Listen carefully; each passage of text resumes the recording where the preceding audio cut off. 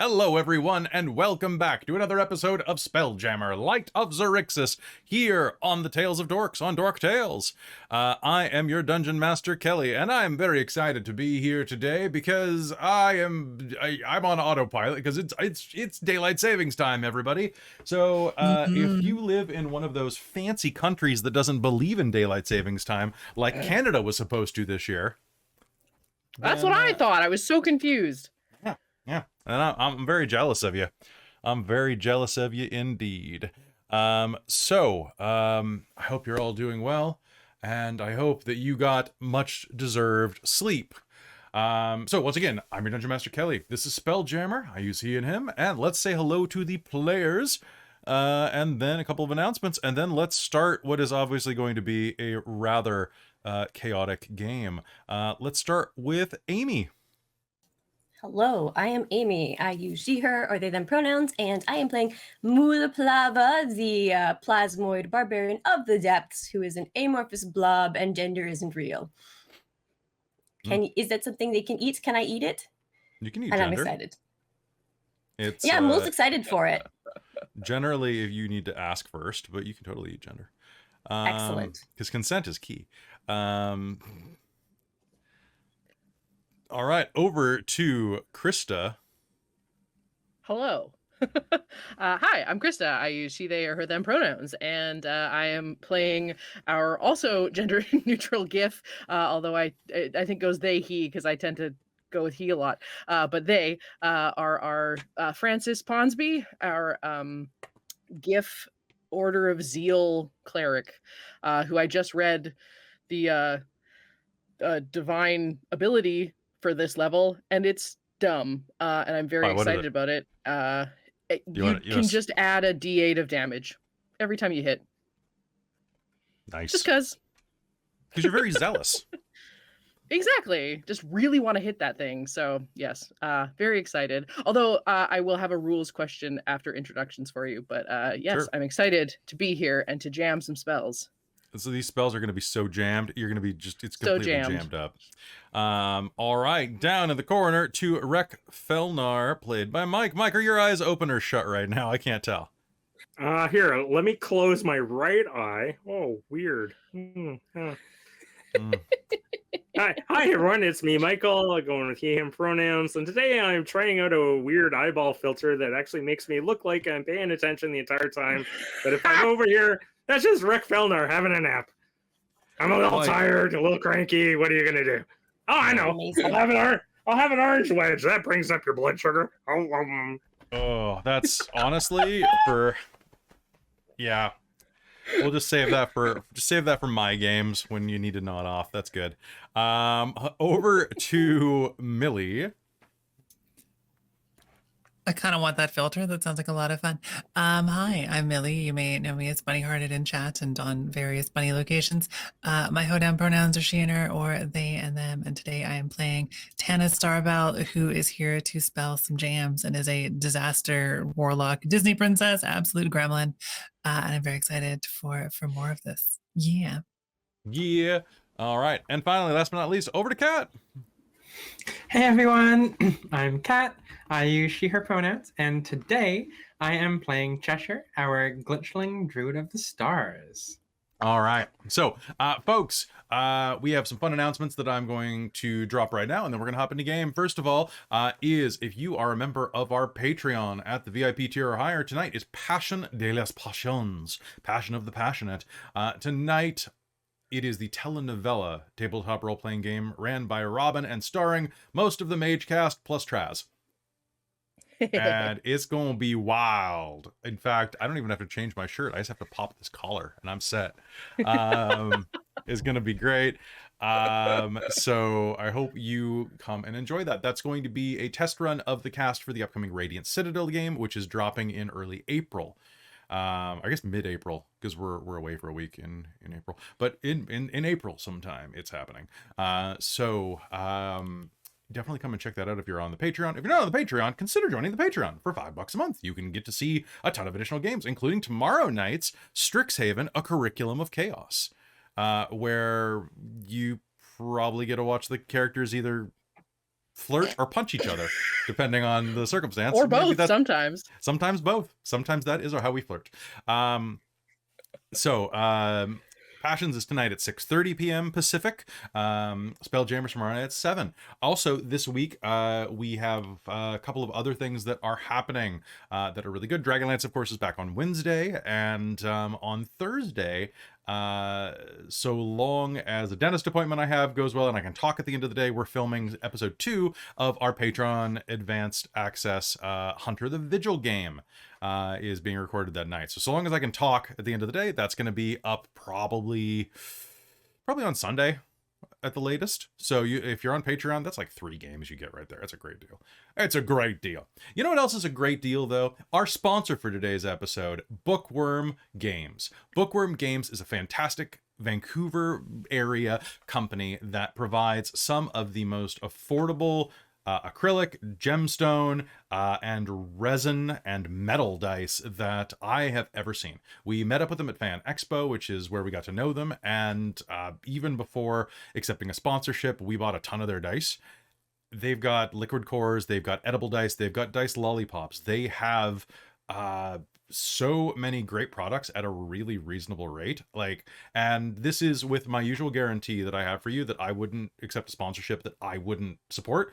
I've already dropped a ton of money buying their dice, so I can definitely say that they are absolutely worth it. And the proprietor is working on 10 sets for World of Darkness games right now, which should be out sometime in April, and that'll be fantastic. If you use code DorkTales2023, you'll save 10% off your order, and if your order is $100 Canadian or higher, shipping's free. Which, when you're talking about gem sets, really reasonable gemstone dice inside of Canada are super expensive, and if you're getting them from outside of Canada, you're paying Canadian prices, which is always going to be cheaper for basically anybody outside of Canada, because Canada. Canada. They're a fantastic company. You should definitely support them, and you definitely should check out the new product that's coming from them soon, Quest Chest. I have erroneously been calling it Chest Quest, which sounds like a raunchy teen comedy from the 90s that I totally would have watched as a kid. But no, this is Quest Chest, a system agnostic quest in a box. A chest, one might say, that takes your players on a rousing 1 to, if your characters are particularly slow, 8 or 9 session long adventure. Probably about 1 to 4 is where most tables will hit. That includes a bunch of handouts. It includes luxury goods, like sometimes coffees or teas. They come with curated soundtracks, maps, all sorts of cool stuff. You go to questchest.info to learn more, because they have an upcoming Kickstarter, and if you refer us and you say that we sent you, they might do a tie-in where we do like a special Dork Tales quest chest, or a chest quest. We might do a chest quest. You know. So thank you so much. Our quest chest will be chest quest. No, we're just gonna all buy like those like cosplay silicone like the big boob anime chests. the fake anime chest. Oh, can I get one of the ones where it's like the not boob like the male titty kind of type ones? The ones they use for drag. I want the really like muscled 6-pack. That's what I want. I tell you, I was looking at that for Arcos because I was like, oh, can I get one of those and then just wear that like to give myself a 6-pack, and then I'll just wear like an open toga the entire time. They're like $1,200. So oh shit, for real? It's Oh my nuts God. how much those things are. yeah, I'm yeah, so yeah, yeah. sad. Yeah, they're real good though. All right, hello Raid, good to see you there. All right, so folks, I think it is about time for us to head into Spelljammer, Light of Xaryxis. Does anybody have any questions, comments, concerns now that they are level 8? Ooh, I have a quick question about Oh yes, you had a rules my, question. ability. So the Zeal cleric is a little wonky because it's kind of like this weird nebulous. It was published, but kind of maybe wasn't. So the original publishing of it out of one of the weird plain guides gives you 1d8 of whatever weapon damage you did, or whatever damage you did. The Tasha's update of it gives it radiant damage. Would you like me to go with radiant damage, or would you like me to go with the whatever damage I did, I add a d8?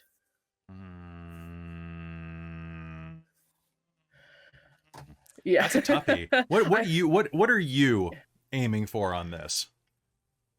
Like, what's your preferred? Of the same type damage by the weapon. Okay, it's weapon damage.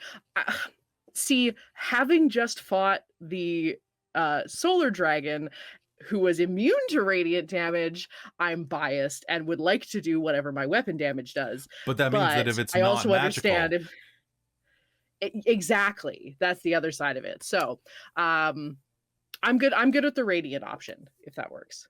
If you're good with going with Tasha's update. we're gonna have to do this the only way that is fair. On the count of 3, hold up paper, rock, scissors.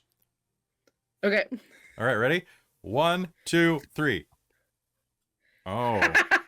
All right, so Okay. because we have scissors, I'm gonna let Millie choose because Millie is the paper, rock, scissors champion. True. Millie's like, huh? I mean, I'm gonna say go for it. Yeah, I'm gonna say that. Yeah. Radiant. This is why I said Millie can choose, because then I can blame them, and it's You can exactly blame me. what I would have That's said. fine. I am delightfully blamable, and I would fight you. So that's good. Awesome. That's true. You have. Yeah, there you go. You have, especially in LARP combat with paper, rock, scissors, and I have lost. And Dun dun dun dun dun dun dun. The scissors of death. scissors, I like, can only win those when I'm an NPC. right? It's yeah. That's a talk for the break. Oh, did you find one, Amy? No, you I find- found something else. It's just a t-shirt. Oh my Then I guess I'll God. go for the cheap person's Gross. option. God. You should have got that for Passions tonight. I'm just saying. I know, Oh my man. god. Too late. Oh, okay. So The anyway, folks, tattooed one? God, that's dumb. that's great. Especially because the dude already looks like he would have a massive six-pack Exactly. underneath. Oh God. Like, Oh, dude's thank you already for the jacked. donation. All right. So, folks, it is time to head into Spelljammer, Light of Xaryxis. All right. I got to get my announcer voice ready so we can go back into the golden age of tabletop gaming. Which is basically now, actually. Let's be fair. The other ages were pewter. Funny. Well, And I don't know. plastic. Plastic age. The plastic age. Plastic age plays. You can go see Travis. Yeah, there you go. Yeah, there you go. All right. So I think it's time for us to head into Chapter 10, Space Invaders. Are you ready?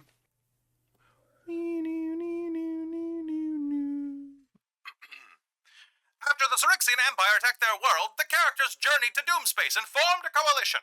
With a fleet accompanying them, they set out for Xaryxis space, encountering a red dragon and its rider along the way. Which is where we're going to pick up game right now. As you're floating through space, you and your coalition are headed into Xaryxis space. It is a long journey. Guided by the wild space orrery. Well, actually not by the, because you got rid of that. So headed into Xaryxis space, you navigate your way there. And as you do, there is a sudden movement ahead of you. There, at the edge of the silvery clouds of the astral sea, a large red dragon ridden by a knight clad in golden armor, face hidden behind a fearsome visor shaped like a dragon's scowling visage, emerges. It heads directly toward the second wind. What do you do? Panic. Does the ship have weapons? The We ship a does have tree that weapons. throws So stuff, right? you have a tree that works as a mangonel, Okay. and you have... I thought you had ballista. You have one ballista. Right. So we have Mangonel and Ballista. Yeah. Okay. Probably if Tana is up on deck, or if we're all up on deck seeing this, probably just a quick, Tana, this is when we should be attacking, yes? This is- Probably. This is not a solar dragon, I will say. Hmm. This is just a red dragon ridden by... actually, Tana, Yeah, you haven't been in astral space in forever, so. No. The dragon is roughly 500 feet away from your ship. Are they alone? They are alone.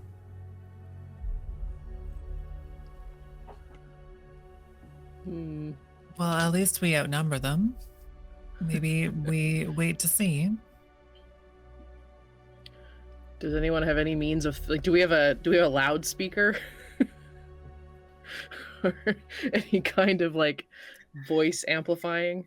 You could just yell really loud. Yeah.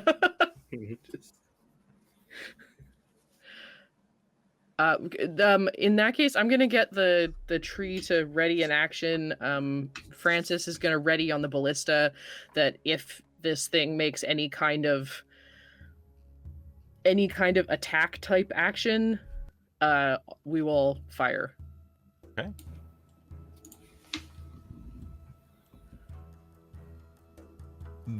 Okay.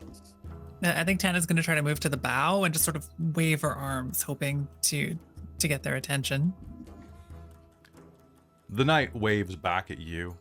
The tree leans down and scoops up a couple of giant mangonel stones and prepares to huck them at a moment's notice. And as you wave and the knight waves back, the red dragon swoops down and circles the second wind a few times before finding a safe place to perch on the tip of the boat, causing the entire thing to rock slightly in the astral sea. The dragon looks around at you and lets out a little. The knight takes a moment, composes, and casts a little self-directed spell. Then the Arbor Knight lifts the visor of her helm, revealing the stern visage of a Githyanki. Oh.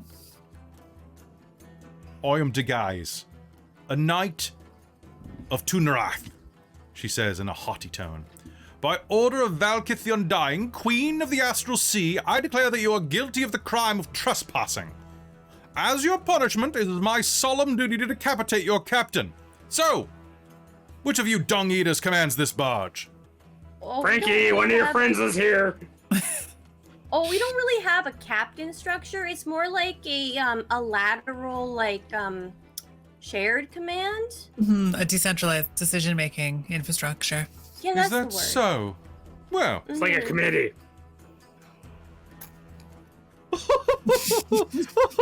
a bad joke on my part. I wish you safe passage through Her Majesty's realm. My dragon and I are hunting mind flayers. Have you seen any? Not recently. No, not recently. Bugger and blast. So, how Oh, are I don't- you? Have you met Francis? Francis? I see you have a GIF? have a couple They of will them. somewhat shyly turn the ballista to away and step forward. Sorry, who are you? Are you? Was the representative part a jest as well, or? Oh no, You're I am a actually a part representative of of the Queen of the Githyanki. Vlakith, the Undying, Queen of the Astral Sea. So the Githyanki lifts her visage, and for those of you not really accustomed to the Githyanki, they kind of look like yellow-skinned space orc elves. So like long noses that are kind of flattened against their faces, long ears with a slight serration around the tip, many like rings everywhere. They're not particularly attractive by conventional assumptions. I just put But- space orcs in my brain. Space I like orc, this. yeah. You're right. They have the ears. Yeah. They're kind of like space hobgoblins in their culture. Space orcs in their look, yeah. Okay.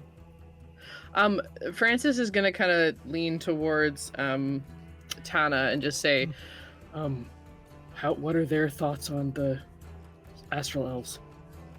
That's a good question. How do you feel about Speaking. astral elves other than me specifically? I'm afraid I don't know you specifically, but you seem like an all-right lady. I'm in exile. Oh, interesting. What did you do? Well, Previously some things. Recently, the princess, we're on our way to hopefully do some things. I'm not really great at this diplomacy sort of thing.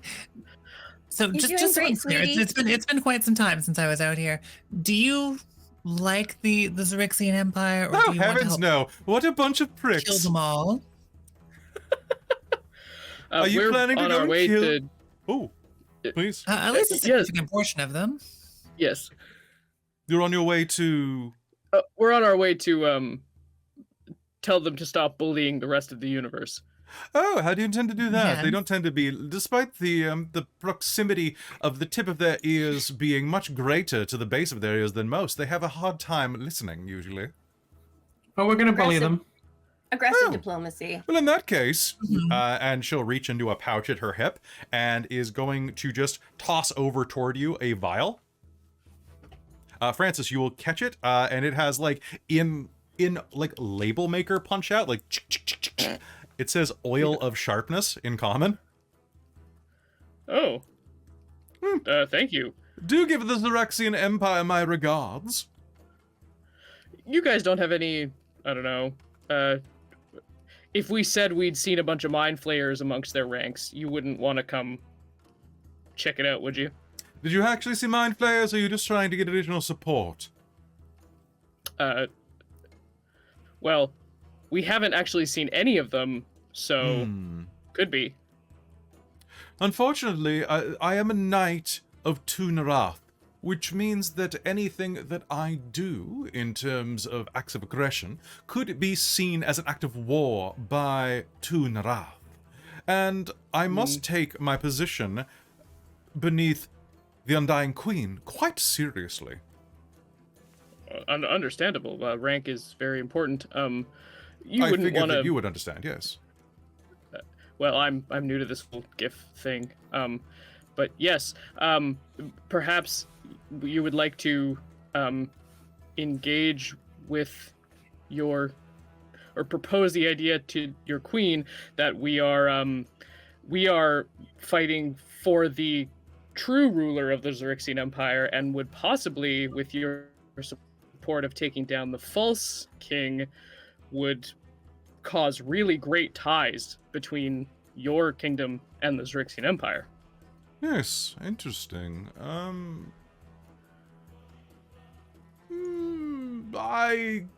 Make me a persuasion roll, Francis.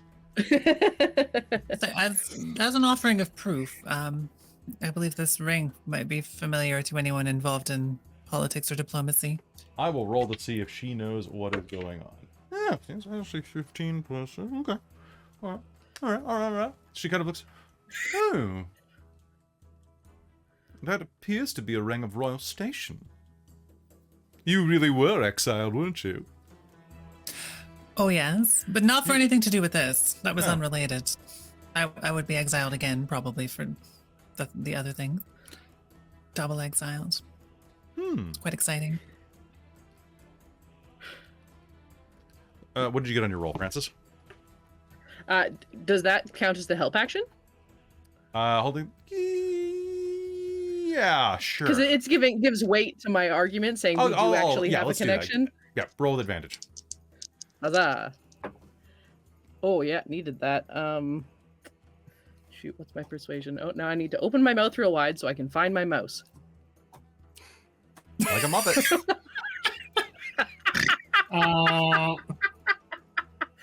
Yeah, if you ever see me like wide mouth looking around, it's because I'm trying to figure out where my mouse cursor I thought it was because you were really enthusiastic about this time. You're like, yay! Yeah. Oh my god, the eyes. Jesus. Things the That's podcast doesn't only a- get to see. Yeah. It's only a 15, unfortunately. 15? Mhm. Well, I suppose it wouldn't hurt to ask. That's what I always say. I will convey your message. Do you have a name for this coalition of ships? I noticed that you have Artux, you have humans, of course, Arakokra, you have the weird long neck lizard thingies. What are those things? Silurians, Salusians, Flusians, something like that. And you also Oh, no, have. no, no, no. That's the floozy. And Mulj points at Cheshire. That's me. Oh, but of course. Yes, I will pass that along. Yes, they're gonna look around to see if because we out of character didn't we don't have a name for our thing, right? Mm. Kind of look around and see if anyone. I know what it is. We're called the Wrath of Elos. You've probably never heard of it, but we're quite resolved in kicking some astral elf butt. Elos? Oh, that backlot water little planet that one of our sloops crashed on not too long ago. It's round. How'd they like it? Not very well. They were exiles, just like you. But we did manage to capture them in the end. Well, some of them. Your people did give quite the business to them, though, which the Undying Queen was quite fond of. Oh, good. That's where we're from. I have a question. You keep calling her the Undying Queen. Yes. What makes her undying? Is she a vampire? No, she just chooses not to die. Immortal? Yeah, she's immortal. You can just do that? She can. Can you do that? Not yet. Huh. Well, maybe. I haven't died yet. Well, it's been a pleasure. I'll convey your message back to the Undying Queen and my superiors. In the meanwhile, please, bloody some noses. Come, Stephen. And she'll pat the side of the dragon. And the dragon will turn and look at you and go, nice to meet you. And we'll... That's a very elegant name. Stephen. Such a beautiful creature. Oh my god.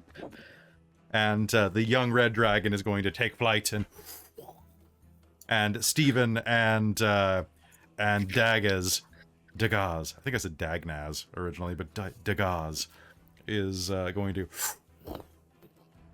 float off into the void. They seem That nice. Yeah, that could be useful.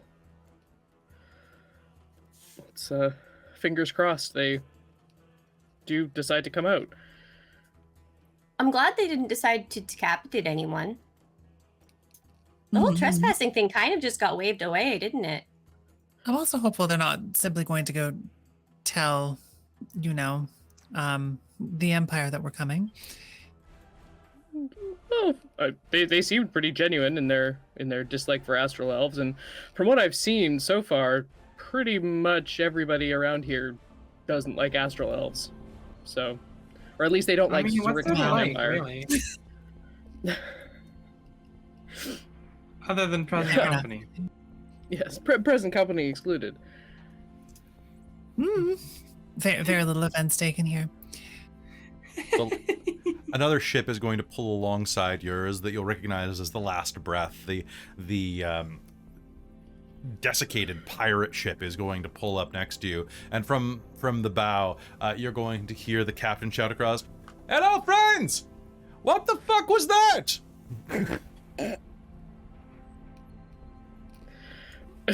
A representative from the the Undying Queen of the Githyanki, making a joke about decapitating us and then possibly offering us support. Really? That said they'd seems go tell the unusual. queen. And Steve. Was that Steve? I've heard much about him. He's very Good large. things, I hope.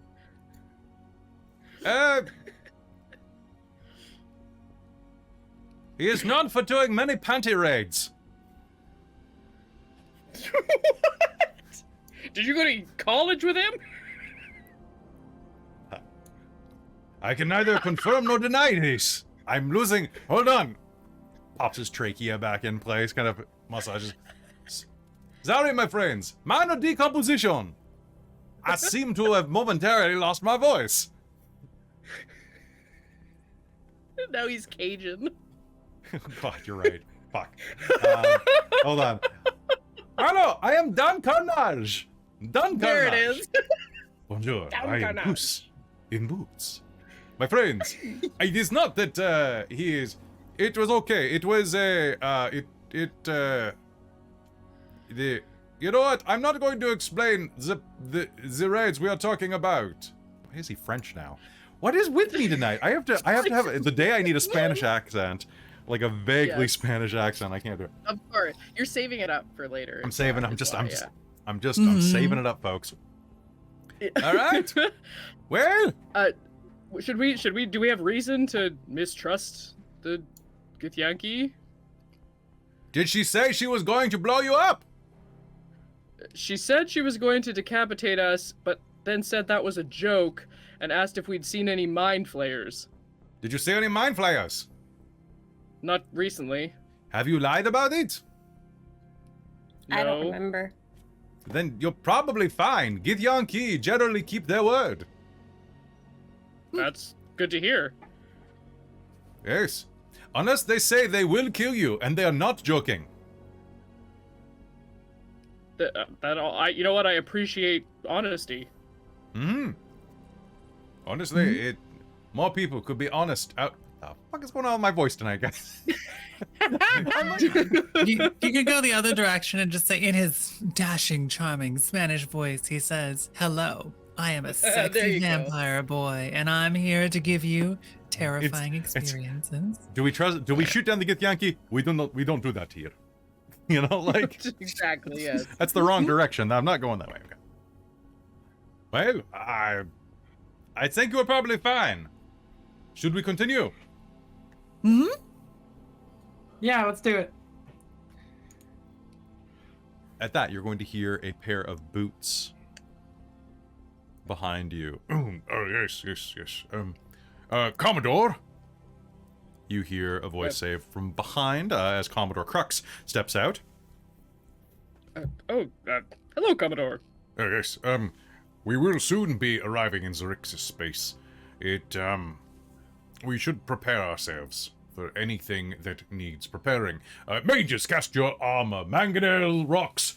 Well, they're already stacked there. Well, that's very useful. Good. Well, it looks like we're all in order. Anyone who needs to prepare themselves. We have no idea what would happen, but we are heading directly toward the Citadel. Do we need to I'm go gonna over go the give plan? myself a pep talk. I'll be right back. You, It's really important. you got this? I'm just gonna like wander off for a second and is just kind of like gonna do like that like They're going to look in the hunt. mirror kind of thing and just like, you got this. You are the fiercest. Are they gonna like form a bunch of faces off of themselves to talk to themselves in a huddle? They're gonna pull off the two blobs, the two like off the top and be like, you got this. You are the fiercest plasmoid ever. We didn't know that was until recently, but we are the fiercest and we will crush our enemies. Whoa! Yeah, and like and then it's gonna like blob and then return. Amazing. Well, now that that's taken care of, do we need to touch the Do we need to touch on the plan again?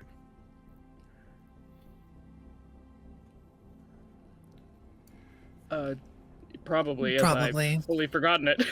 Oh, yes. All right, sure. Out of character. We've had like a week, right, to like. You've had like make a this week. You guys, plan, you had a but we haven't done it basic in plan. character. All right, here's the plan. And then we switch to planning music. Beautiful. With like diagrams and stuff. All right, so what we know is that the Xaryxian Armada is going to be at the Citadel, where the crowning ceremony will begin. There at the Imperial Citadel. It's that big one on the map right there, shaped like a butterfly. Kind of strange, but hey, it works good. We know that they will be being crowned probably inside of the big temple thingamabobber. So our point is we have to make it to the Citadel. We will blitz their military on the way in, and your goal is to get the second wind to the Citadel. Likely as close to as close to the drop point as possible. But odds are that it will be highly protected. So our drop point should likely be the Imperial docks. Alternatively, we could do a strafe overhead and you could try to jump out, but I'm not sure if they have any type of defense system. However, the dock should be clear if this armada does its job. And just to be clear, our only real target is the prince, correct? Our target is finding the princess, who apparently has a way to save your world. If you happen to kill every astral elf except for you on the way there, then that is a bonus. Right. Does anyone have any questions, concerns? Not really.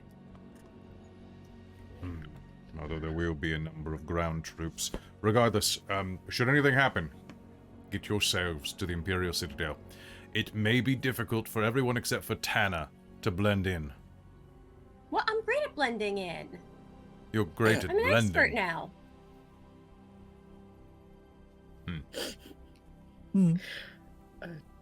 And it's just us that are gonna go. We're not bringing anyone else with our ground troop. Anyone who can make it there, we'll try to find their way there. But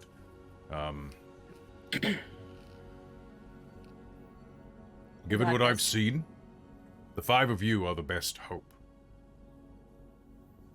I will stay above the second wind and provide as much cover fire as possible.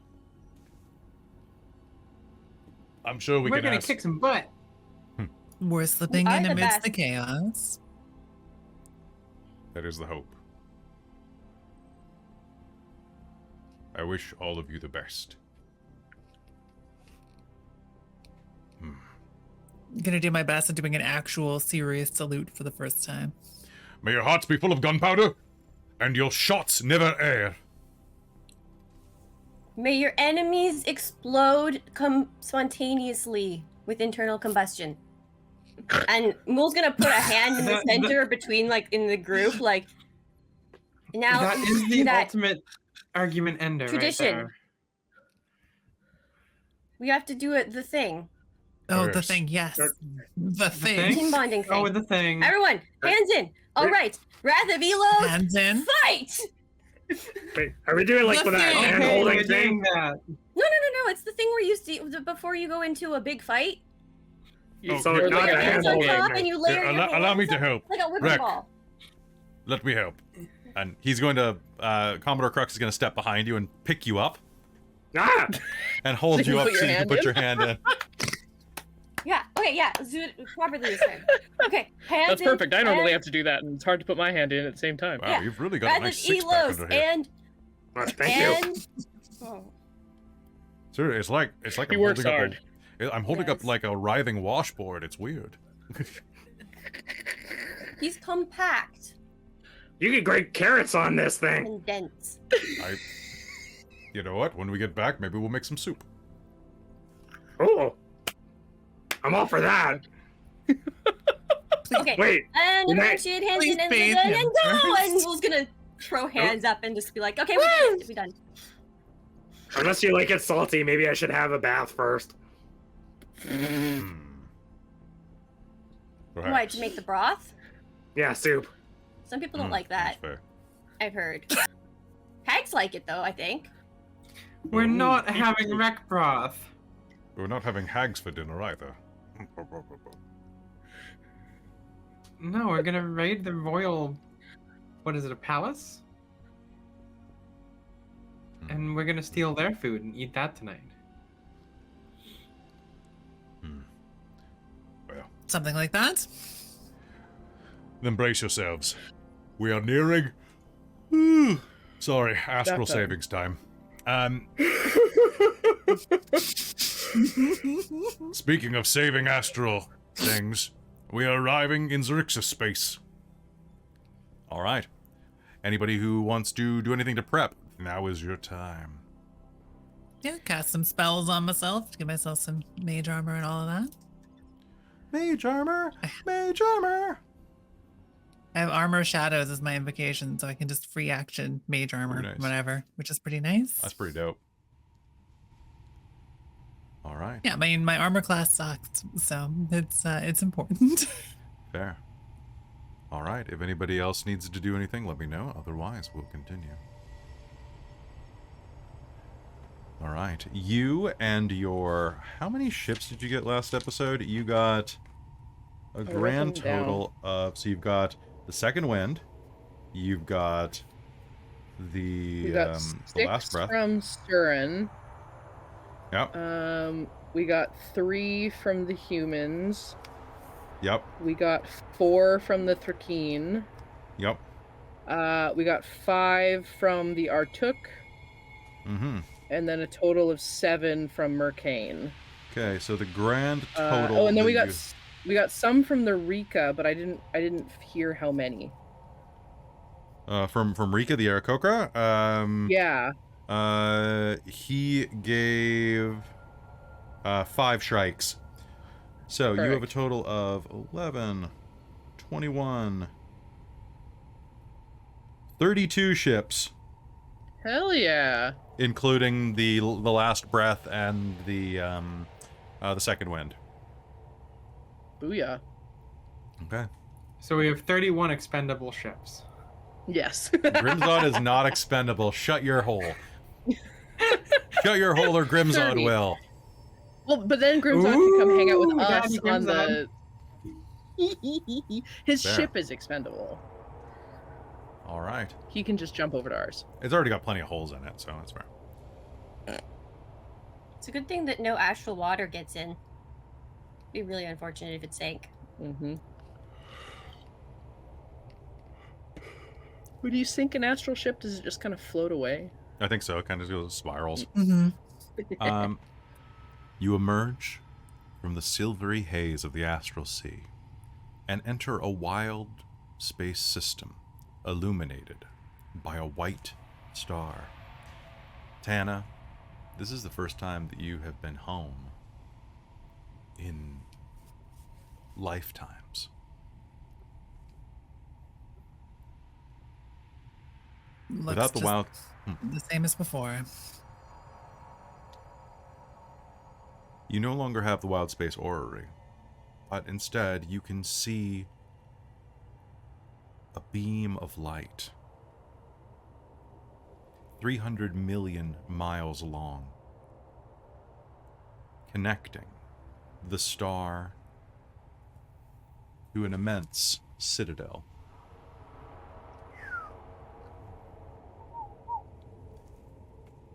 And true to the map that Crux provided, it is shaped like a... Well, it's not a butterfly. That would be absolutely wrong, Tana.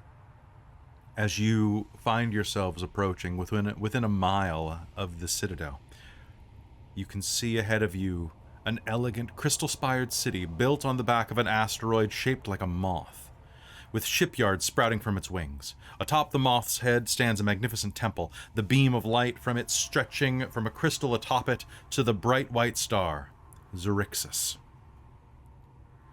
An armada of crystal-winged ships patrol the region between your fleet and the citadel. The closest enemy ship is about 1,000 feet away.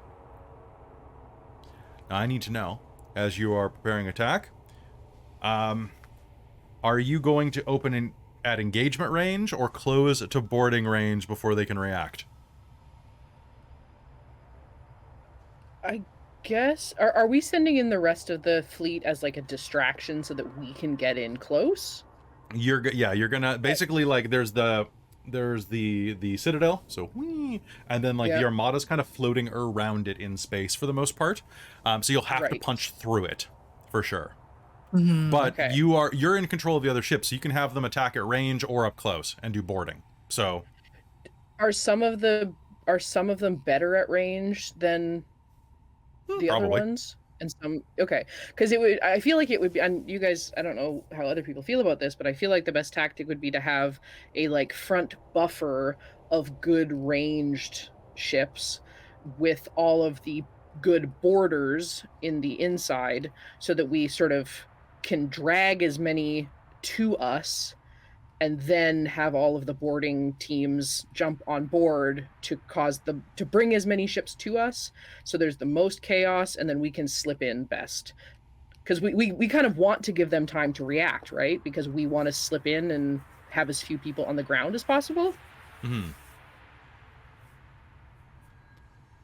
Does anyone disagree with that, or No, that actually sounds perfect. Mm-hmm.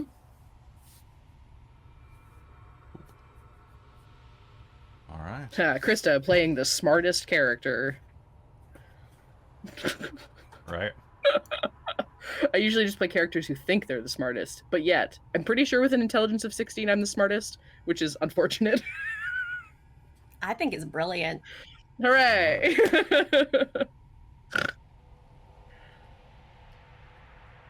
All right. They've been having private lessons with Commander Crux. They Oh, have. wow. Ooh. All right.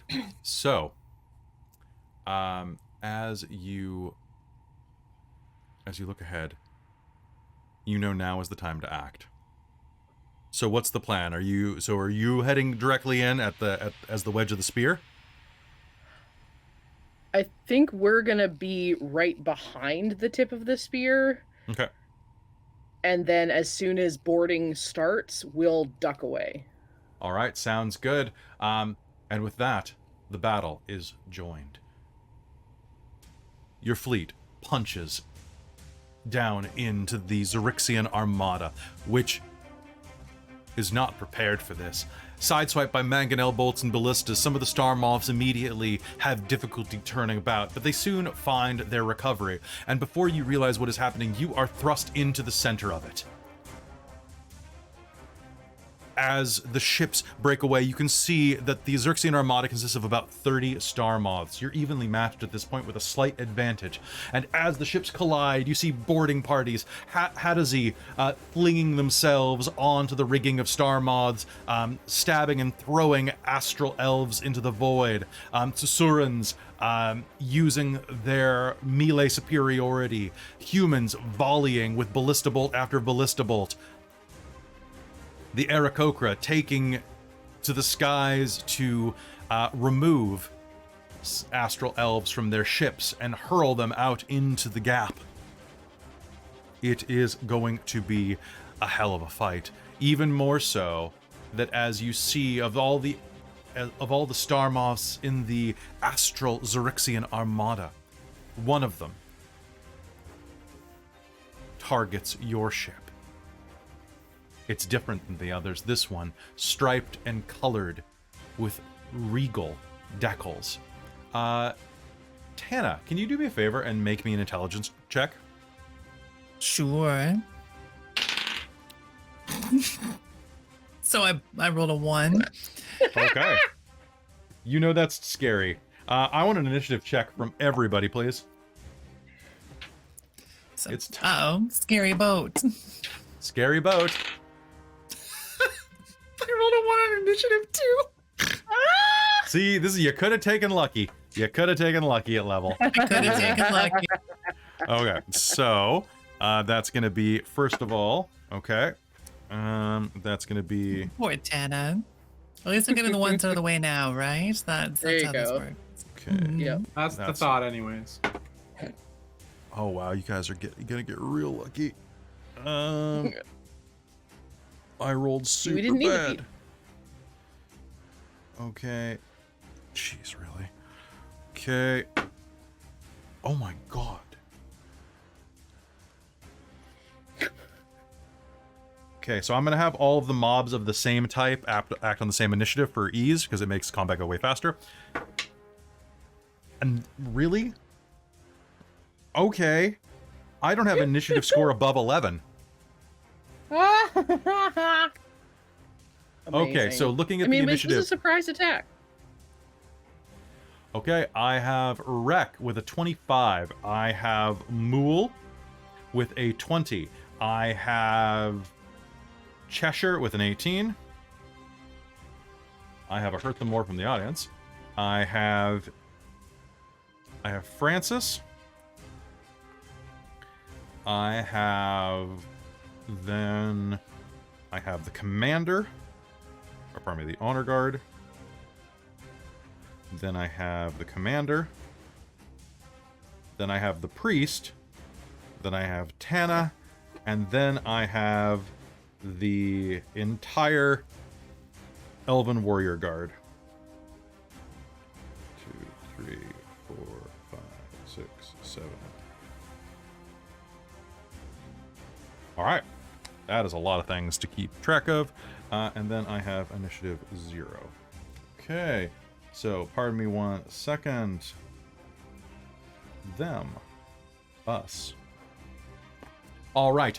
The ship is going to head your way, and with that, we might as well switch to maps for this for boarding purposes, so 1 moment.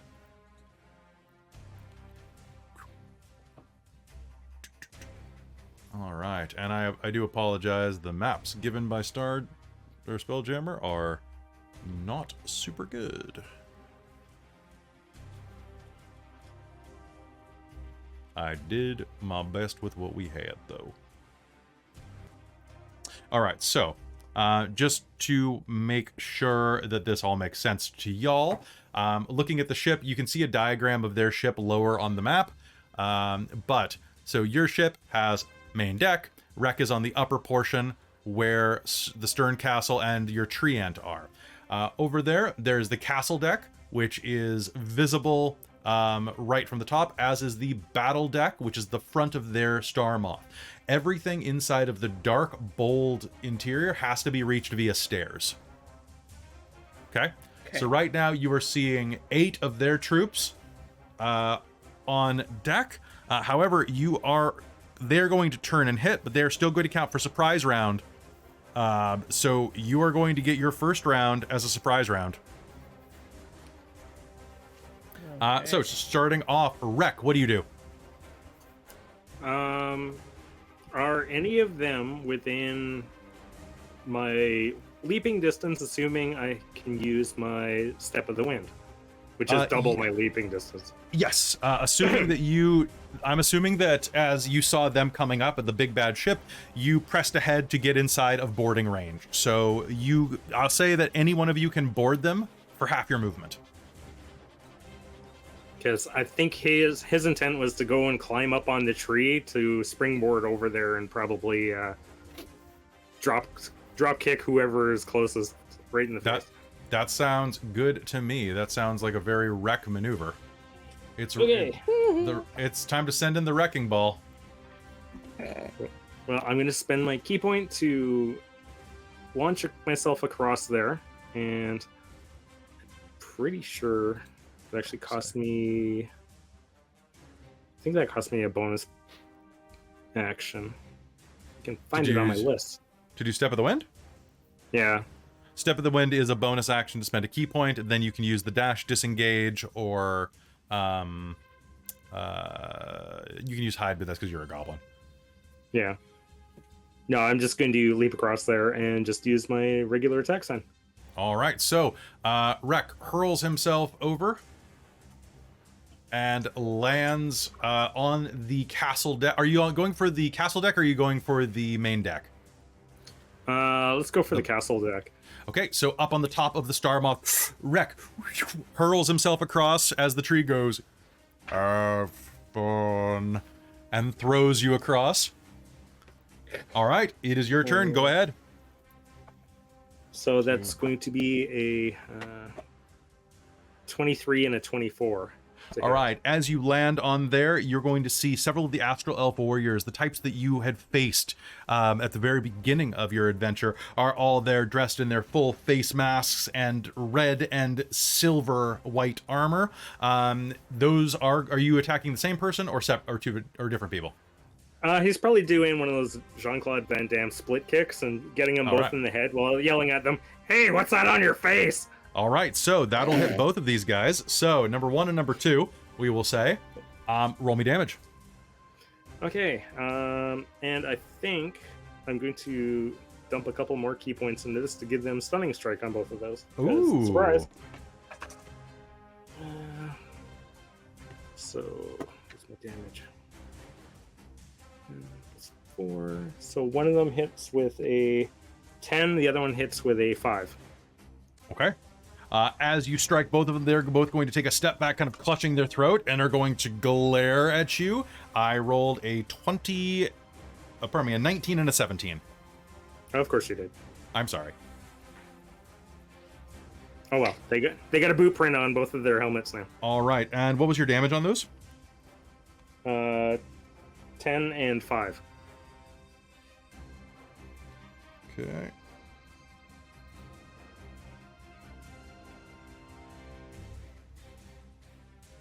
Perfect. All right. So both of them are going to be struck as you land on the castle deck. Mulj, it is your turn. What do you do? So I think Mulj is going to head up those stairs and jump across to join Wrek on the castle deck. Okay, not a problem at all. That'll take half your movement, so you can easily hop down next to him. Yeah, is going to activate Rage while mid leap, because that's great. Yeah. And is going to I'm angry about this, John. drop 2 attacks on the first one closest to them. So Wrek hit the one to the left and to the front of you, so you absolutely can. Go ahead and make me 2 attack rolls. Okay.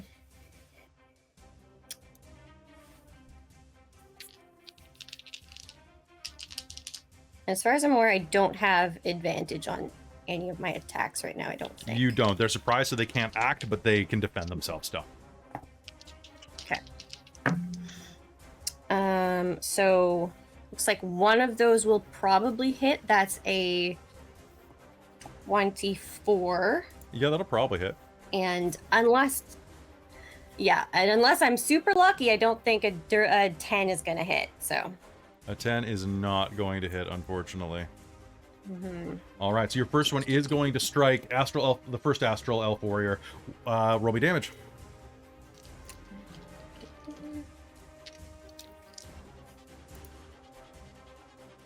Okay.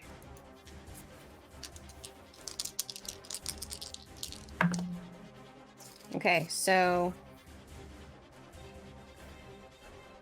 should be 13. Perfect. Wait, hold on. My math, hold on. 6. Yeah, 13 bludgeoning magical damage. Okay, you are going to punch that one. Following Wrek's strike, you're going to see that where both of you have struck, the armor starting to chip and crack away. This is pretty badly damaged. Anything else you're doing on your turn?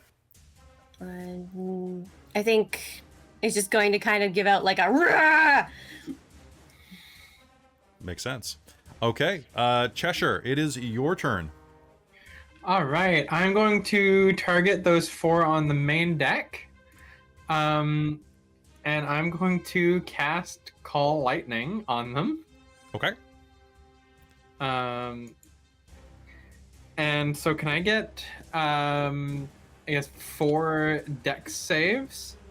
And I'm going to use my Cosmic Omen to take a d6 off of the first one. Okay. Which is going to be -3. Yeah, I guess there could be a cloud in space here, so... Okay. If the new Star Trek's proved anything, is that thunderstorms can exist in space. I was just checking the rules, and it was like, oh, if there's a place where a storm cloud couldn't appear, like inside of a room, and I'm like, all right, space counts. Yeah, that's kind of what I was thinking too. Like, it's open at least. There's enough physical room. All right, here we go. So D6 is going to be off of the Dorktail's dice. Okay, so this is a dex save, right? Correct.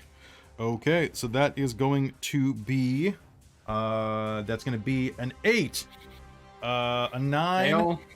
a 17, and a 16. The 17 and the 16 both save. Okay, give me damage. All right, so that's just 3d10, so that's going to be 15, 19.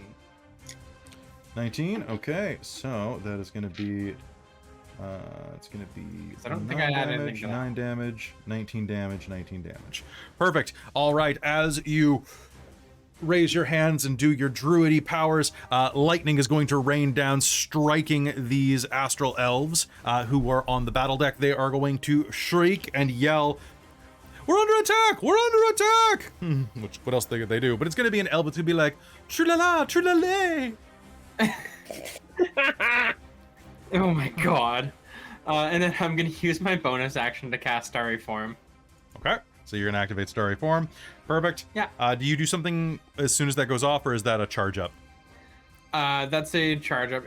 If I do it on the same and I have an open action, I can also use that as I can do them both. But in this case, I will just activate it. Okay. The Elven Honor Guard is surprised. I'm gonna spend a hurt them more to say that Elven Honor Guards are never surprised. And the Elven Honor Guard is going to rush on to the... How do you get onto the...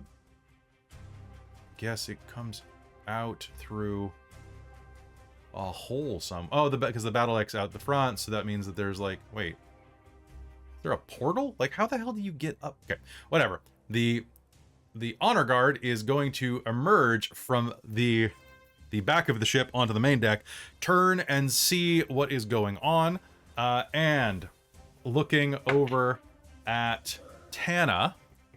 I'm pretty sure the stairs on the left side on the castle deck are up, because the one on the right goes down to the forecastle.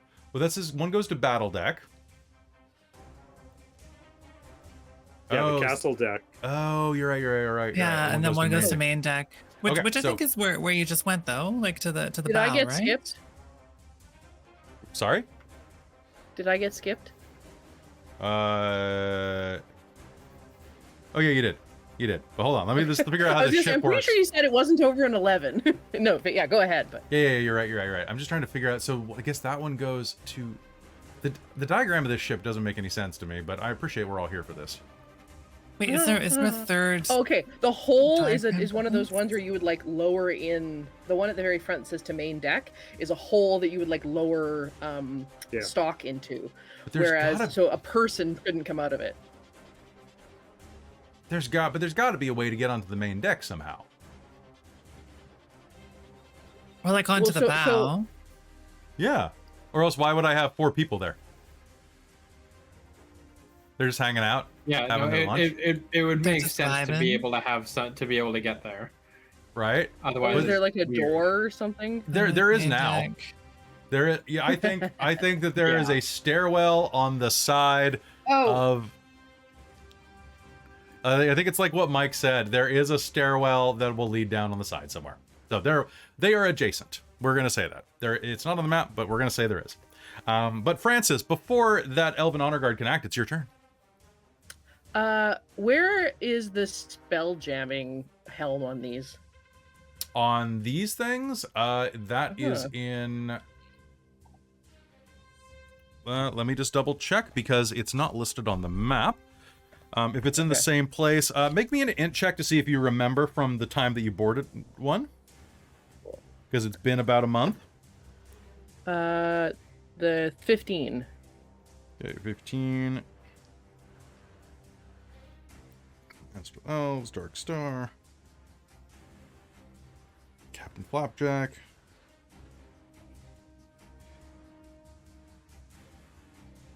I'm guessing it would have to be on the bridge then, because it doesn't say it's anywhere else. So I'll say it's on the bridge. Okay. And we're this distance as on the map from those things? You are within boarding distance. Yeah. Okay. So like I said, would- to go on any exposed portion of their ship will cost you half your movement. So I would like to cast Shatter on their spell jamming helm. So you can't see it because it's inside of their ship. You don't have to for Shatter. It says a point within range for shatter. A sudden loud ring erupts from a point of your choice within range. You have Does to not be say able to anything perceive about having something been to able cast a see spell it. on it. Okie dokie. I'm pretty Then sure I'm you have to. jumping I mean, over, it's landing not- on the fucking window, and looking into it. All right. I was gonna say I It's could just probably get to up there, normally see if we spells need to- say like within your sight, right? You might be right. Because I'll- I'm We- totally fine. we- Like if I have to jump over to like look in the window to see the helm, that's fine because I don't have any other movement planned, so I'm good having to do that. We I thought I did might have use to. that loophole in Rime of the Frost Maiden with Katrina because she used Shatter a lot. You always had to perceive something though. I thought we did it through walls a couple times. So to cast a spell, you need a clear path to the target. To target something, you must have a clear path to it, so it can't be behind total cover. If you place an area of effect at a point that you can't see and an obstruction such as a wall is between you and that point, the point of origin comes into being on the near side of that obstruction. So you can't cast through Weird. walls. Where's that? Page 204 Of of the player's handbook. sorry, of what? Oh, players. Okay, I wasn't sure if that was players or what it was. Okay, that's fine. Does Cool. looking through a window count? So 'Cause according to this, judging by the image here, there's windows. according to the way that it is saying, that does count as it having cover, but I think that's dumb. So yeah, if you jump onto the front, and Sure. yeah, I would You do can- that, please. So yeah. and I mean, after Shadow, there won't be much window left anyways. Hopefully, it's only 10. It's only a 10-foot radius, so I don't know how big that area is. okay. I guess so it's only. Yeah. it now won't let be me all look of up a that. spell jamming helm to see how much damage it can take. One sec. Whoop. Oh, before you tell me, just in case this matters, I am going to use my channel divinity to do max thunder damage Sounds and cast it at a 4th level. great. Okay. Oh jeez. Boom. Spell jamming.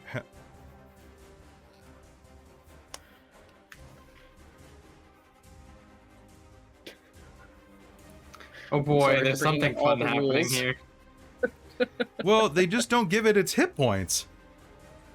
Oh. I guess they don't really expect you to try to Okay. blow it up. To bust it up, which is wild, because like, why wouldn't you? Okay, hold on. I don't know, maybe Magic people just aren't as item. smart as us. Hold on. Item. Magic Spell items can be jamming helm. destroyed. DMG has most magic items are objects. Yeah, well.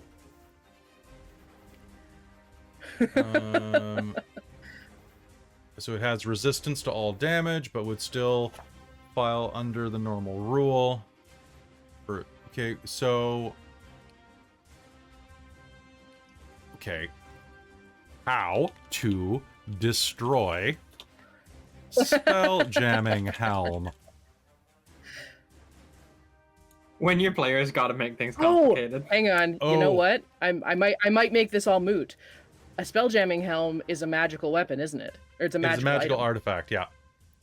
So it doesn't even take any damage. And I just pulled up the Forgotten Realms wiki. Like a magical artifact was nearly impossible to destroy.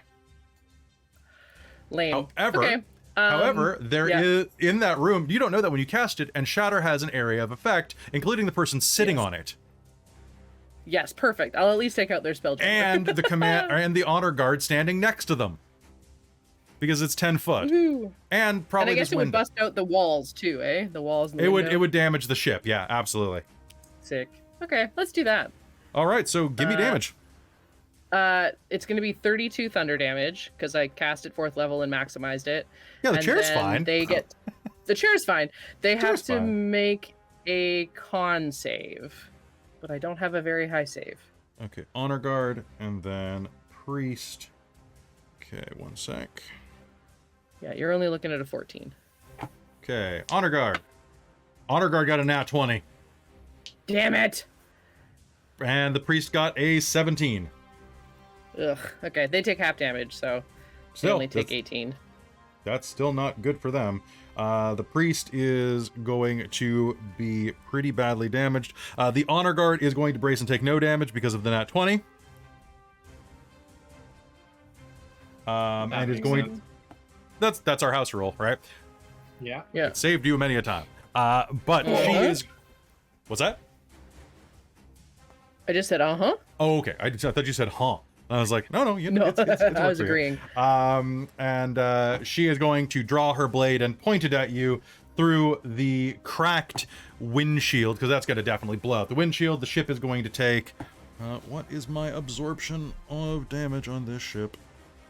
Yeah, so the full damage would have been 32 then. And my damage threshold is 15, so the ship just took 17 points of damage. Ooh. That's gonna be enough to blow out the front window, I'll say. For sure. It was Gorilla Glass. Okay, so you are right there, but that does mean, thank you, this makes my life easier, because now the honor guard can run up and attack you, because there's no window. They sure can. Yay, thank you for solving my problem, Christa. The honor You're guard welcome. is going to go, Trulaloo, lale! Foul fiend, I shall destroy you! And is going to rush you. What a nerd. What a nerd, right? It is Nerd. going to use... is going to use 2 longsword attacks, because I want to. Oh, fun. Christa, would you like to use an Hi. opportunity attack on the second one? That would be amazing. Okay, please do me a favor. The first one is going to hit you, though. Ooh. I don't Oh, think I'm going boy. to hit on the... That's 10. No. It's a 9 to hit, so... Oh, I need more d10s. I'll take this one and this one. All right, you're going to take 10 points of slashing damage. Oh, pardon me, 12 points of slashing damage. And 22 points of radiant damage Gross. as her blade passes through you. The second one is going to be whipped back and is going to actually hack into part of the ship that you've damaged, kind of wedging above your head. What was your attack roll? A 9. Okay, yeah, that's not gonna hit. Okay. All right. The commander is going to go, what? And be a commander. Because they are in another part of the ship taking a nap, I think. They're not in the storage room. Why did I drop them in the storage room? They're in the... Why are all of these crew members in the captain's quarters? Get out of here. We're not having an orgy. Or they're just all in the closet. Or were they? Oh my. Oh my. They are not having an That's orgy why they're on... caught off guard. They're not having an orgy on duty. I rolled. They didn't roll lucky enough. All right. So, the priest, I'm going to spend a hurt them more to act as a priest.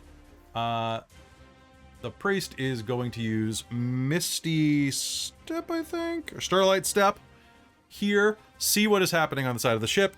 See Tana, who is... Excuse you. I'm hiding all the way over here and totally in space and don't exist. How dare you? Proceed, Tana. I can see your ring. Illegal. All right. Was that how you not get hit? You just say, no, I don't want it? Okay. Exactly. Yes, she All just right. hides behind people. Right now, actually, she's specifically hiding behind Cheshire and Crocs. you know what? That's a dumb move. We're gonna go blah, blah, blah, blah. And we are going to say the priest is going to look directly at this rampaging cleric gif and is going to be like, no, and is going to cast Hold Person on you. Beautiful. Oh, let's shit. see if it works. I believe that is a Wisdom save. Mm-hmm. You have determination, as does Tana. Ooh, that's not bad. That's an 18. I think I feel pretty safe with an 18. Okay, so you feel very held, but not very, very held. Okay. So that is going... She's... Be held, damn it. All right, Tana, it is your turn. What do you do? Francis was already being held. Tana's gonna move a little bit closer. What can't move myself? Hang on. There we go. Brilliant success. And I'm actually going to use that ring to do shooting stars because why not? Oof. So I intend to expend 3 charges to make a 15-foot cube of hell emitting from this Okay. particular spot here. All right, now that the window 3 has been times destroyed. in the same spot. Okay. 3 So times in my the same spot. apologies. Okay. Yeah, so but how everyone there needs to make 3 DC 15 saving throws. can you do 3 at once? Yeah, I can do 1 to 3 charges, and it doesn't say that they have to be in separate spots. Hold on. Oh my I'm just God. gonna I'm gonna double check this real The ring quick. of shooting stars is quite ridiculous. And am I in that? You are very specifically not. You are can mysteriously see at it. 20 feet for some reason.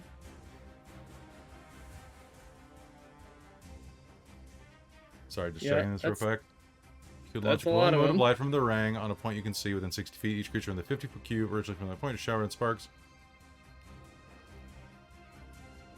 Yeah, I guess you can just go pew pew pew. Jesus.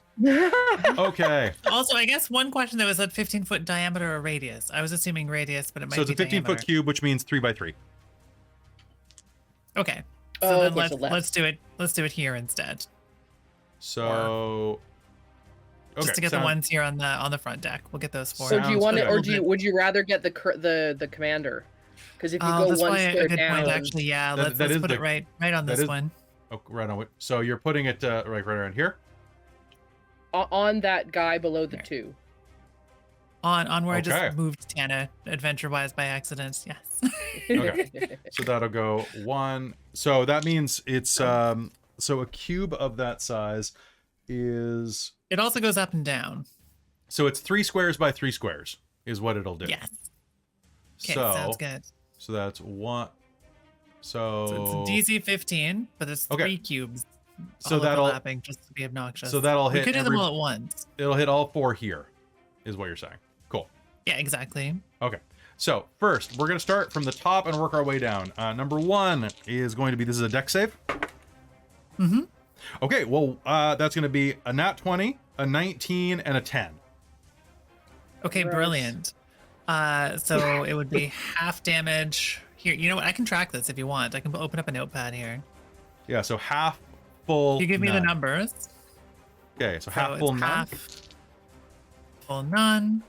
2. Okay. Next one down is gonna be what's my DC for this? 15. 15. Okay. There's a deck save. So pass for the next one. So is that half then? Half. Okay.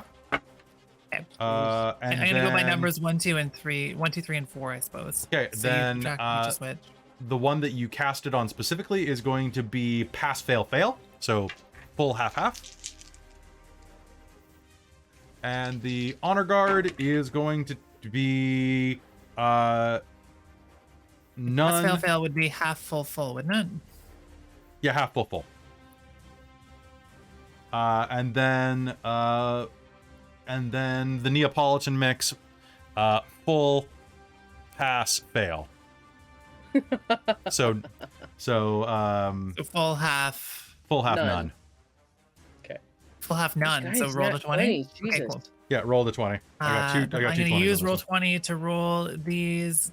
It's only 5d4 fire damage, but It's 3 of them, times. so How many charges does this thing have? 5d4 6.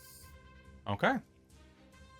First one is 10. So I'll get the math on this in a moment. Please, sounds good. All right, so Okay. Francis, as you're on board, these shooting stars are gonna go. 15. Okay. And thank you, roll 20, for making this so much easier. 14. Okay, so number 1 is gonna take. I guess we'll do them sort of in sequence. Okay. So 1, 2, and 3 are gonna take 5 damage from the first one. 4, Mhm. who I think is the fancy one, will take 10 damage from the first one. Okay. You got that? So Yeah, sorry the- for this one being complicated. I'll try to simplify it as much as I can. Okay, so 4 and 10. 5 and 10. So 1, 2, 3, and 4 are gonna take Mm. 5. Or sorry, 1, 2, and 3 are gonna take 5 damage, and then number 4 will take 10 damage. Perfect. Keep going. And then number 1 will take 10. Number 1 will take 15. Number 2 will take 8. Number 3 will take 15, and number 4 will take 8. You said Just mayhem. number 3 will take how much, you said? 15. Okay. Okay, So we're gonna... 1 and 3 should be 15, and 2 and 4 should be 8. Sounds good. All right, give me the last one. So then 1 will take 0 damage. Okay. 2 will take 7 damage. Okay. 3 would take 14 damage. Okay. And 4 would take 0 damage. Okay. Awesome. All right. That honor guard's doing real well, but her troops are not doing particularly well. All right, so Tana, you still have an action. That was a bonus action, if I'm not mistaken, right? No, it's an action. Oh, it is an action. Okay, do you have a bonus action you'd like to use? It does. I do. I would actually like to use my telekinesis push to try to shove the honor guard a little bit back from Okay, Francis. what type of save is this? So I think it is. I think it's a strength save. It is, yeah. So I think it's DC 15.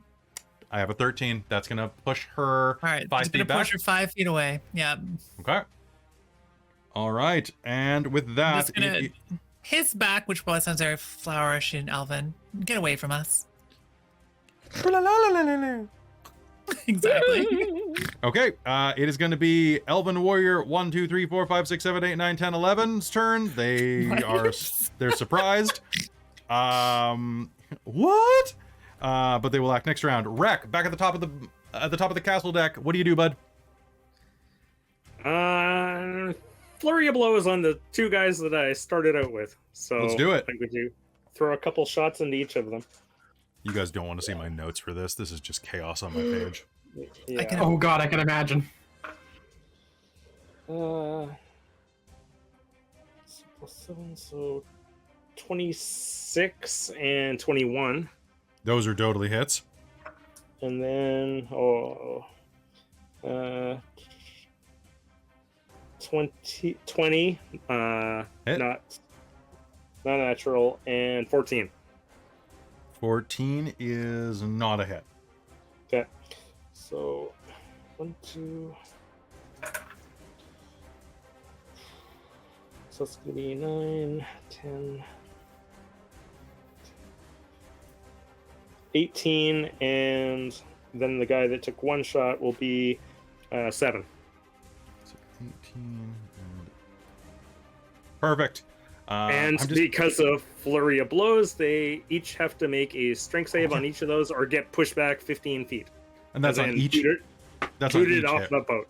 Yep. Each hit. Okay. Okay.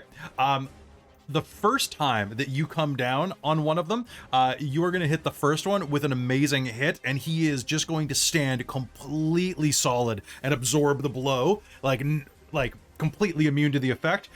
And then you're going to kick him in the knee, and he's like, "Wow, my trick knee!" And is going to fall off the ship because he got a nat 20 and then a 9. So that's going to push him how far? 15 feet. Away from me. Yes. Okay, he's still on the wing at least. Oh, damn. Yep. He'd still be on the wing regardless, but that is a little better. All right, the next one got hit once, and the next, he is going to pass his check. Okay. All right, so you're going to do that. He's like, "No, Bill's knee!" Okay, Mulj, it is your turn. What do you do?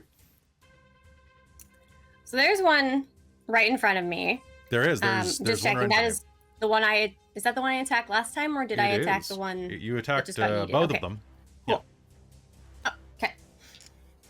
That is correct. Okay, so I'm gonna Mulj's going to reckless attack and is going to swing. Okay, first strike. Swing for the is fences, a Mulj. 22 to hit, Okay, 22 is a hit. and the second one is a dirty 20. Those are hits. Okay. Man, number one's having a bad day. And I'm going to use my new Savage Attacker to reroll one of those damage dice. See if I can do better. Oh, it did not. That's 8 plus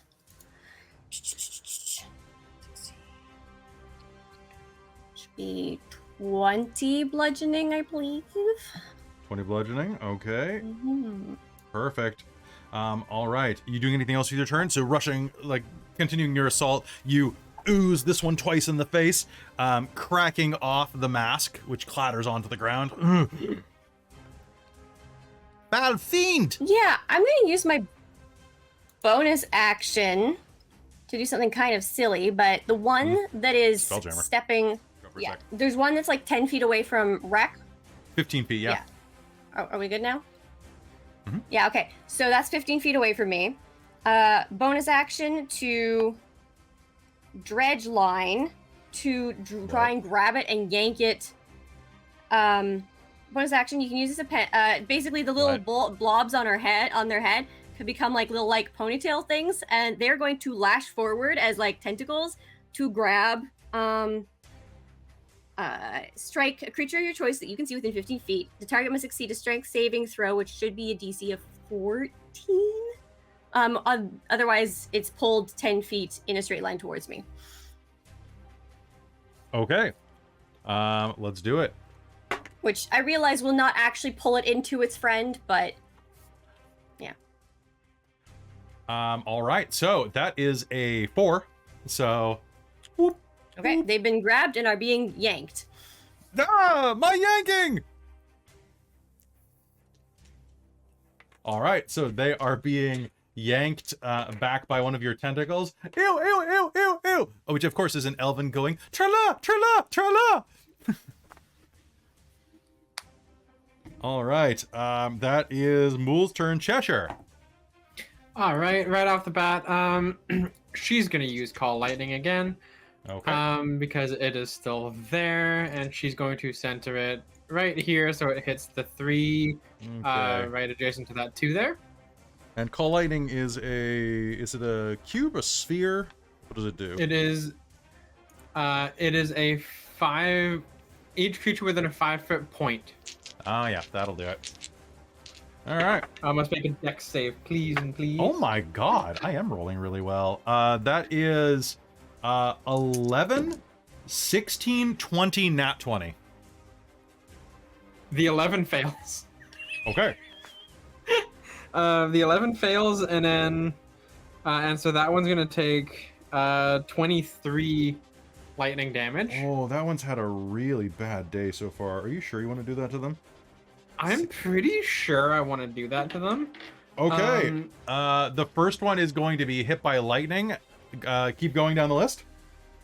And so yeah, that one's gonna take full 23. The next ones are gonna take 11. And then the other one not gonna take any. Okay. The next one's going to take 11 as well, and then 0 for the last one because there were 4 of them clustered. Yeah, and then Oh boy. Oh boy. All right. So one of them is going to be struck by lightning, and you're going to hear a "Boo-hee!" and it's going to be completely sizzled down to the skeleton, dropping to the Nice. ground dead. And then what else are you doing? bonus action, I'm going to go after just the one that looks the next most hurt with That is either of the other 2 that actually got hit. They are bad. All right, I'm gonna go for the one directly in front of Francis in that case. Okay, that is slightly more damage, so that's a good call. Go ahead. All right, and that's gonna be my Starry Form Archer, which is a 1d8 plus Wisdom. And it's a ranged spell attack. Oh, I need to make it an attack roll. You wow, do. Cat, get ahead of yourself. And that's gonna be a not quite a nat 20, but that's gonna be an 18. That's going to hit. And that's gonna hit, and then that's gonna be a 7 plus Wisdom. How do you want to do this? 8, 9, 10, 11. So she's going to she's gonna draw back on her quarterstaff, which is pointed at this thing like a bow, and then just loose a radiant arrow at this at Buddy, and it is just going to cleave him in half, right through the chest. Oh, no, not even time for a particularly useful just for a particularly useful one-liner. Beautiful, beautiful. And as that occurs, so that's your turn. Francis, it's your turn, and as you are preparing to go, you are going to see one of the star moths in the distance explode over your shoulder, and a manganese bolt is going to go, or a manganese rock is going to go kind of sailing kind of about 5 feet over your head, just and you can see there's a bit of splatted elf on it. Beautiful. All right, your turn. Would it be an athletics check to throw one of these things off? So it would be a contested strength and athletics check to grapple and then throw, yeah. Oh, you're rolling real good. I'm rolling real good. Are these guys look pretty hurt, right? These Oh two? my god, yes. One of them, you know what? I'm gonna say, this guy, the guy that's at the back of the group, seems like he just fell down and scraped his knee and is kind of going, ow, ow. But the other one looks like he's just ready to sign up for, like, with the Veterans Affairs Department. Like, he's just about done. Okay, I think you can offhand, but you roll a disadvantage, right? Or Yes. do you not? You don't roll a okay, disadvantage, you don't add your strength mod. Okay, perfect. In that case, damage. they're gonna grab their hammer in one hand and unsheath their hand axe, which they've had this whole time but never used, because why would you when you have a big hammer? And is going to smash down on the guy directly in front of them, the one that's less hurt. And then we'll attempt an offhand attack on Buddy to the north. Make me 2 attacks. Okay. I know what you're doing, too. I know what you're doing. Trying to just split my damage here. Now, how does your zeal effect? Does that go off? Is that an always thing? Oh, my 1d8 of damage is it's once per turn. Okay. So it's only going to be on one of them. So blue is north.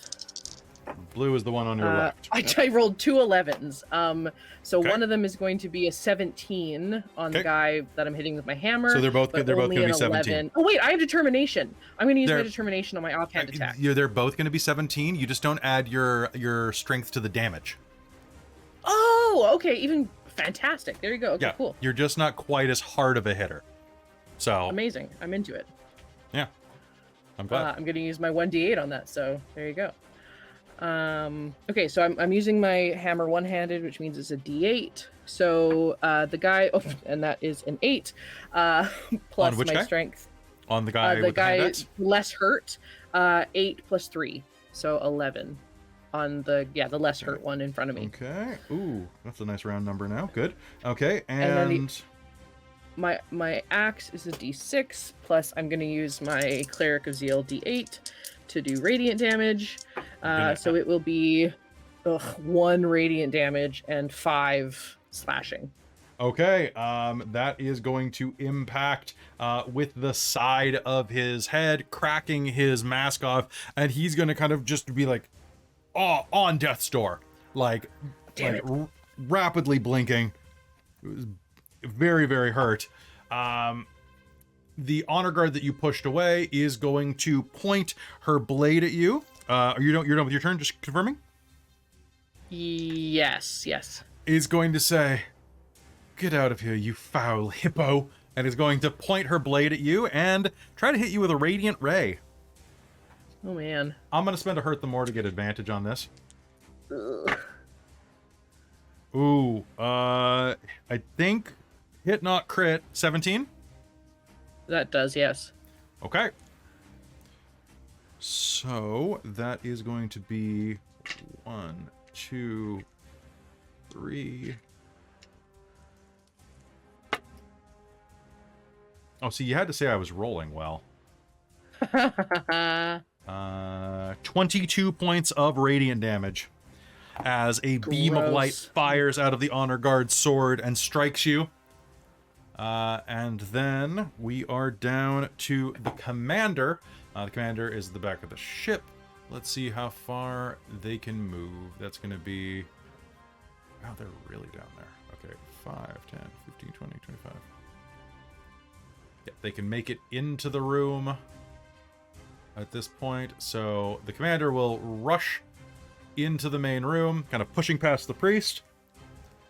And is going to... You're not as good as your honor guard, are you? Oh, you're actually better. How is that possible?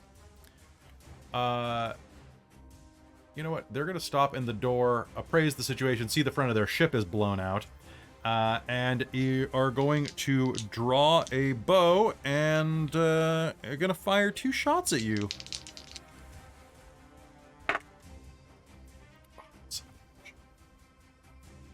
Okay, I'm going to spend a hurt them more to reroll that. Okay, it's a miss, but it's not a botch. Because I didn't want to mulch the guy in front of me.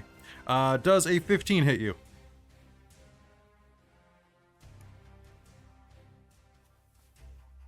Sorry, was muted. Yeah, 15 is my AC, yes. Okay, so that will just barely hit. That is going to be... You are going to take 7 points of piercing damage. And... a paltry amount of radiant damage. Really? You're going to take 11 points of radiant damage. You're down? They're down, yeah. Okay. So... Do I fall off the boat? You're going to collapse right there, probably. This is just an arrow. You're going to kind of go face first on the ground. The priest is going to rush out on their turn and is going to turn, see the one that is casting Call Lightning, and I need you to make me a dex save with disadvantage, Cat. Oh no! For that. Oh no! Did you botch? That's gonna be a 5, Kelly. Okay, well, this is how we get a boss encounter, guys. Oops. Oops. Okay, here we go. Oh, that could be way worse. That is gonna be... Oh, that's pretty bad, actually.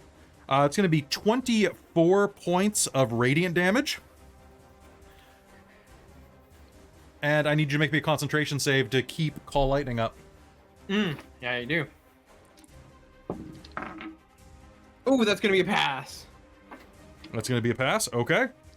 Yeah, I rolled a 19. Do I have a bonus action spell I can cast? But that hurt me a lot. Oh, that didn't work. So I'm gonna move Commander Crux because Commander Crux is flying the ship or helping fly the ship. I'm gonna save my last hurt the more. Okay, and then Tana, it is your turn. What do you do? Well, Francis is down, so I think the action has changed. Am I within 30 feet of this tile? It looks like it. Just want to make sure this distance is vaguely accurate. Think so? So, like I said before, the ships are close enough that it'll take half your movement aboard. Oh yeah, okay. I guess I could just do it that way then. So we're just in conceptual distance. Yeah, so let's just maneuver ourselves over here. And then I would like to grab Francis and Thunderstep back. Ooh, Thunderstep. What's my save for that? So it is a con saving throw of the DC in a moment. I think it's 15. Yeah, it's 15. And that's a 5-foot cube? It is a 10-foot space within 10 feet. So it's actually like a 10-foot radius. Okay, roll me damage. Sure. So it's Rolling. because I'm casting this at level 4, that will be 4d10. I'm going to roll it in d20 or roll 20. Oh boy. Okay. So, and it's a con save. So, the priest... 20 damage is full damage. 20 damage? Okay, the priest is going to take 10 of that. The honor guard is going to take all of it.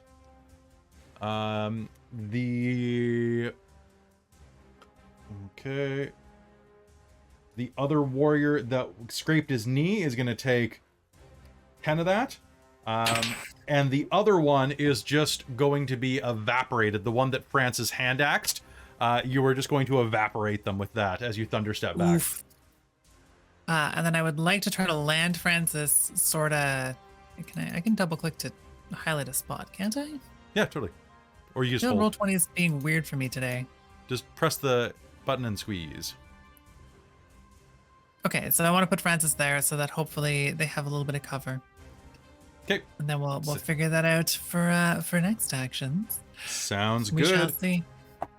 All right. Time for my turns, finally. All right, No. Wrek. Wrek, the Elven Warriors are going to charge you and Mulj. Mulj, you're pounding one of them.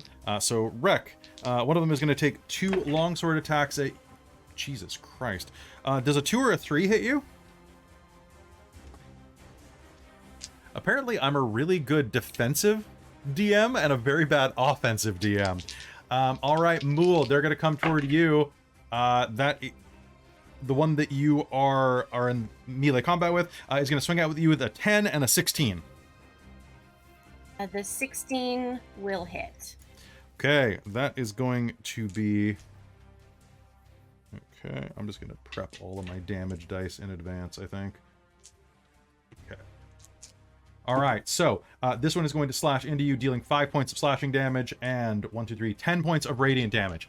The one to the south of you is going to charge and go for Xaryxia! And is going to get a nat 20 with that. And another hit. So let's do this in order. The first one is going to slash through you for 10 points of slashing damage. And 8 points of radiant damage. So don't forget that you're in rage right now, so have the slashing damage. So, okay, sorry. The first one was 5 slashing, which is 2 instead? Yes, always ran down. Yeah, and then it was how much radiant? 10. 10. Okay, I somehow wrote down 20, and I felt that was a little much. That is probably a little much for that, yeah. Okay. So then 5 and then 8 radiant.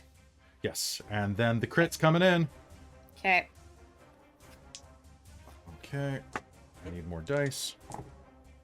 Oh, okay, well that would have been better. Okay, 13 points of slashing damage turns into 6. And then you are going to take 9, 10, 11, 12, 20 points of radiant damage. Okay, so 20 radiant wasn't unreasonable. All right. No, it wasn't. Eventually it did show up.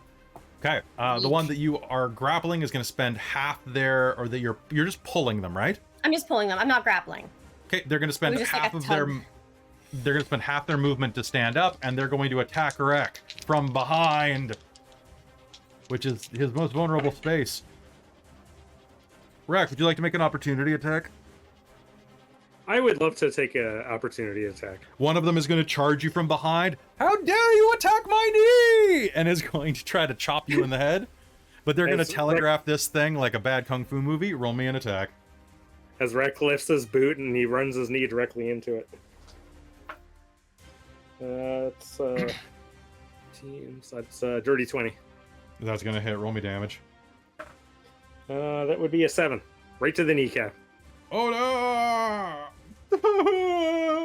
I just had surgery. Poor guy. Okay, so that's Surgery. 1, 2, 3, 4. Okay, here, coming out of storage, is going to go chunk. And okay, is going to be on the stairs there.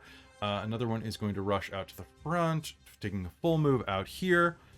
Another one is going to rush toward the stairwell and kind of get stuck there. And the 2 on the bow are going to see the call lightning effect still. And Cheshire, it's time to take some damage. Ooh, you know what? These are for Cheshire, these are for Tana. So Cheshire... It's gone. It's gone. It's gone. Time to switch out for a different one. All right. So, Cheshire, on an attack roll, does a 14 hit you? No, it does not. Okay, so 2 arrows are going to go past your head. And Tana, that is going to be a 17 and a 20. Both of those will hit. Tana's AC is 17. Oh, no. Okay, so Tana, Oh no, consequences! you are going to take 3 points of piercing damage from the first one, and 5 points of piercing damage from the second one, as 2 arrows hit into you. And you are also going to take 11 points of radiant on the first one, and 11 bloody points of hell. radiant on the second one. Ooh. I rolled below. Um, oh no, I rolled slightly above average. Good for me. What are you saying? Oh, I think she's definitely gonna have to go. Oh no, consequences! As she gets basically half annihilated. But she's Sounds still good. And finally, Mulj, I'm going to take 2 longbow shots through my friend at you. So you're going to have partial cover. Let's see how this goes. That's going to be 1 hit. The other one's going to go whooping into the railing next to you. But one of them is going to slam into you for 10 points of piercing damage. It becomes 5. And 8 points of radiant damage. And that is all of their turns, because that guy can't actually act because he's bound up in the stairs. They acted. The priest acted. Did the commander act? Commander acted. Yeah, the commander acted. The commander shot Francis. Okay. Top of the initiative, we have Wrek. I'm going to do another flurry of blows, and I'm assuming I can hit that 4th one that's kind of on the stairs diagonal from me. Yeah, he'll have partial cover, so his AC will be slightly higher. Okay, well, 1, 2, 4. So I'm going to throw a boot at each one of them once.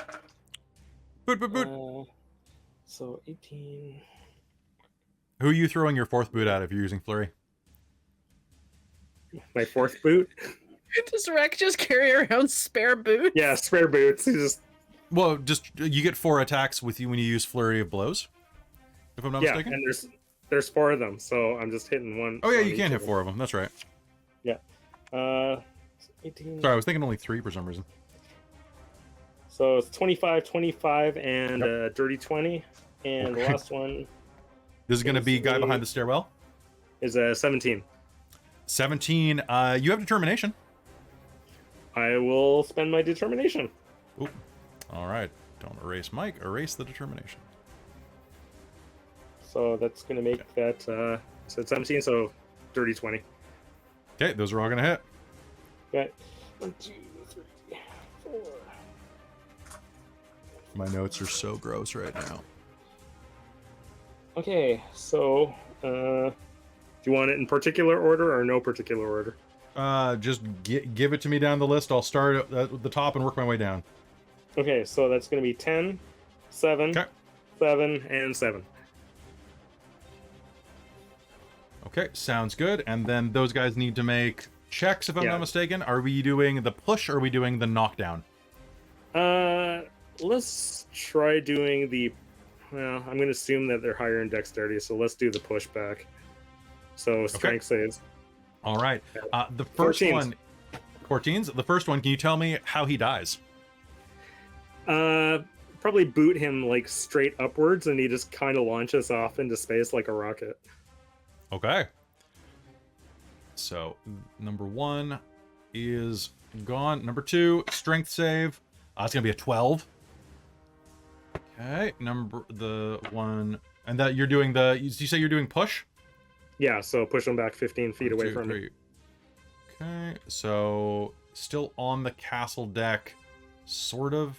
So kind of against the wall and over, which means that he's technically down. Dangling onto the side. Yeah, he's basically like hanging off the battle deck right now. The next one is going to be, this is a strength save, so that's going to be an 11. So from the angle you're hitting at, that's going to be 1, 2, 3. So once again, the same guy is hanging off the Star Moth again. And then... Sorry, Bill! And then I'm going to give the last guy strength with advantage because he literally has a guy behind him on the stairs. And it didn't matter. So he's going to be launched through his friend, who's going to duck as he tumbles down the stairs.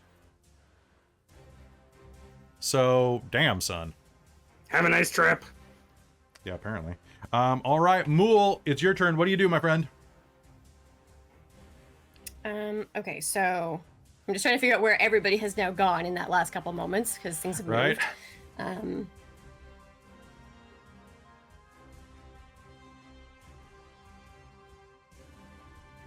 Right, so looking around, you can see that the one that just stabbed you is right next to you. The others have been pushed over or down the stairs or onto the wing. Yeah, okay. So the one that is right next to me is the target of my ire and my rage and my wrath. Good. Step 1, bonus action to activate my Eldritch Claw Tattoo. Oh no. Because, I am going to... I shouldn't do this, but I'm going to reckless attack because I'm a dumbass. And that was very mean of them. So...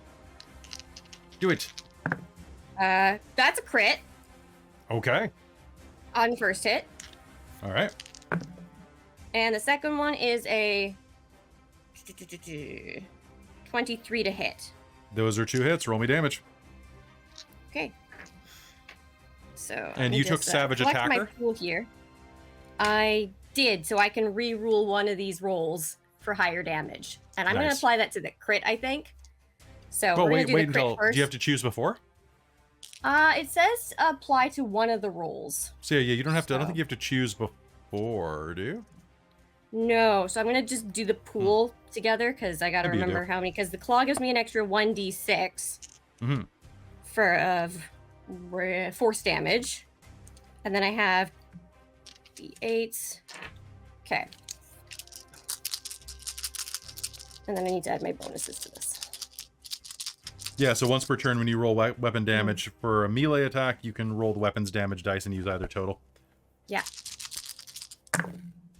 So yeah, re-roll that crit twice and see which one's better. Is it all of the dice or a single dice? That's a great question. The damage the weapons dice. damage dice, so all of them. Okay, cool. Okay. Yeah. Now I understand why that feat's actually good. Thank you. Yeah. Give that to a paladin. Oh. Okay. Hey, Christa, I think I have something I want to give Kai at 8th level. Okay. What feat is this? Savage Attacker. Oh, okay. I'll fist him good.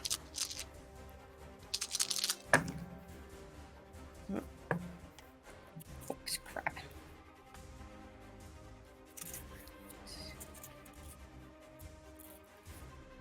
Sorry, my mental math is not doing great. That's okay.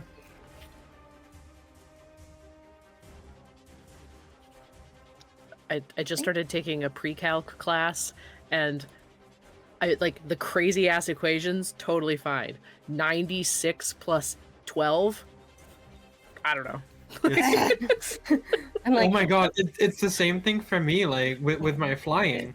I can understand all these crazy, super difficult to comprehend things about how planes work and all that. But if they need me to divide something by 3 to find out how long I need to turn for, I'm like, 136 divided by 3? Not a clue. Exactly. But I can tell you how to get from one place to another without ever seeing the ground. okay. All right, what do we got, Amy? Okay. So think that ends up being... Okay. 18. So 24 and 18 total. So 32, 42 points of damage. Yeah. It Okay. took me several times counting that. Okay, he is still up, but very badly broken as you just keep smashing. Good news. All right, Cheshire. All right, that priest looked at me funny, and so I'm gonna make him look funny. Okay. And I'm gonna cast Blight on him. Okay. And so he's gonna take a con save, and I'm gonna use my Cosmic Omen to minus a d6 off of that, which is gonna be -5 off of that con save. Okay. All right, that's a -1, so I think I failed. Okay, and then I'm just gonna mute real quick while I use calculator.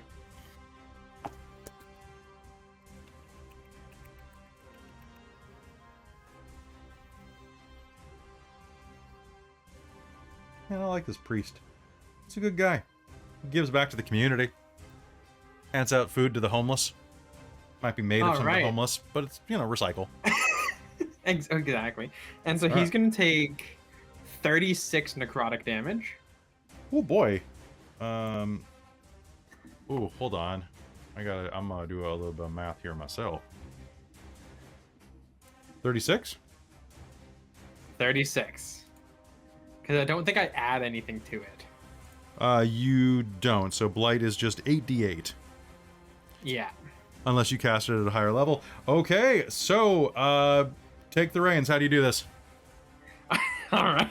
So she is going to point her Q staff at this guy, flash up her focus, and pull a constellation out of space, channel it down her quarterstaff, and it is going to form a writhing black mass that travels towards him, hits him in the face, and slowly just eats him from the face down until he is a puddle on the deck. Fair. So his primeval ooze is going to kind of melt. And are you doing anything else with your turn? Oh, heck yeah. I'm going to aim at one of the two, the left hand person on the front deck. Okay. And I'm going to use my Starry Form Archer on him. So that's going to be... does a 19 hit him? Yep, it does. And how is a 8 for damage, radiant? An 8 for damage is gonna hurt. All right, he is going to be buffeted back, and... Oh, pardon me, I forgot to delete a guy. That was the guy that got axed. The one remaining that was not the priest is going to be struck by your radiant arrow and is going to stagger back. All right, Francis, I need to know, what are you thinking about, buddy? Oh, I think in the immediate get knocked out is just, I'm not gonna let these fuckers kill me. They're weaklings. I've got to get back out there and end them. You'll remember when you were being raised as a small gith among the giants, and your adoptive parent kind of like looming over you. Oh, Francis. When the small ones try to crush you, and they always do, remember, it is you, the larger and more powerful, who should do the crushing. You understand, my child? Ah! Crunch, crunch, crunch. Yes, crush those little halfling rats. Crush them all. All right, good. All right, good job, Francis. Honor Guard is going to see this bullshit that is taking place, see what you did to the priest, and is going to step onto the bow and, I think we're doing this. I'm going to target Cheshire. I'm spending my hearts with more. No. Oh, no. And that is so damn close. I need hurt the Mars if anybody has them. Cheshire. Yes, Kelly? No, that sounds like a lot of dice. Yeah, it's not great. You are going to take 22 points of radiant damage as a beam of light fires out into you. I need another concentration save for Call Lightning. It drops. Okay. Call Lightning will dissipate, and you are going to be struck with a radiant ray. And then the Honor Guard is going to spend the rest of its movement ducking back behind cover. The commander is going to take a step out, see you and Tana, and is going to do the same, actually, and is going to aim an arrow at each of you.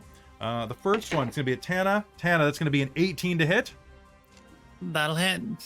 And Cheshire, we're going with dark dice for you. Cheshire does a... What's your AC right now? It is 16. So close. 15. That's not going to hit. Yes. Tana, that is going to be 10 points of piercing damage. Followed by 15 points of radiant damage.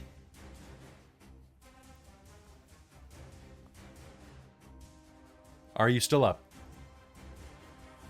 And is inexplicably buff, but not up for much longer. Okay, and then the commander is going to duck behind the door again. Okay, the priest is going to be dead, so that's their turn. Tana, it is your turn. Oh, crap. Saying I need to take a closer look at the map because I think the situation has just changed. There's a door there, right? There is a door there.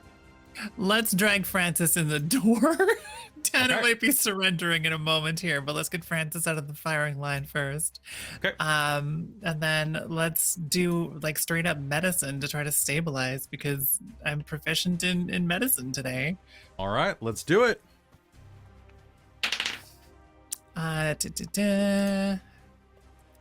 So I think I have a 15. A 15? Yes, I have a 15. That should be enough to stabilize Francis at 0 hit points. Nice. And I think that's probably all that she can really do. That's your Go action? back. You have Yeah. a bonus action. I mean, I think you can do a bonus action, but those are all like pushing someone around or stuff like that. There. I don't really have bonus action spells. I mean, I might close the door, but I think that's about it. Maybe yell for Okay. Cheshire. Are you okay? All right. Not and really. then it's my turn. Okay. Half my movement. 2, 3. All right. And I'm going to spend half my movement to make an... well, that's okay. That's enough. And then... all right. Climbing up. Okay. And then... Okay. Boop. Boop, boop. Okay. Just adjusting some of my guys around. And... All right, so let's do this in order of operations. The warrior on the bridge is going to aim bow and take 2 shots at Cheshire. Both are going to miss. So Mulj, you are surrounded by warriors on all sides. 2 of them are going to attack Wrek. 2 of them are going to attack you. The first one is going to miss you with 1 shot and hit you with another. The second is going to... Your AC is not 14, right? My AC is 14. Okay, so you are going to be hit by 3 of these sword strikes. Wrek. 2 of them are coming for you. 1 is a nat 20 and 1's a nat 1. I'd say one of them hit me. And 1 of them is a 19 and a 2. That's... Okay. Okay. Yeah, that's basically the same roll. That's fun. Okay, so let's go through this. So that is using it two-handed.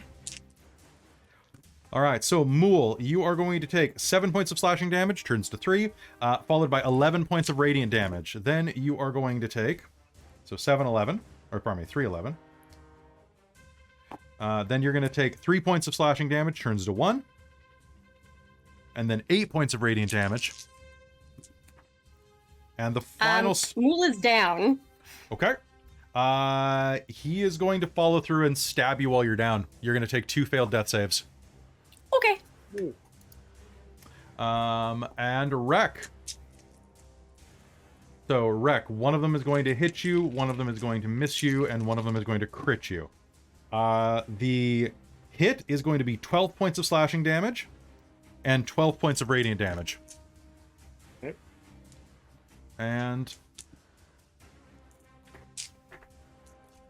the crit is rolling off of my page.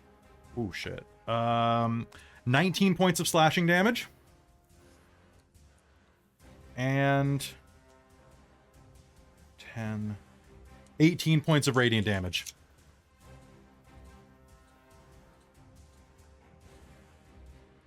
I'm down. Okay. All right. Then... Okay, that is that. That is that. Then... You, the front bow. So that's 1, 2, 3, 4, 5, 6 right there. The front's blown out. The last one is going to rush forward, draw a bow, and Cheshire, that is going to be one hit. Okay. Oh no.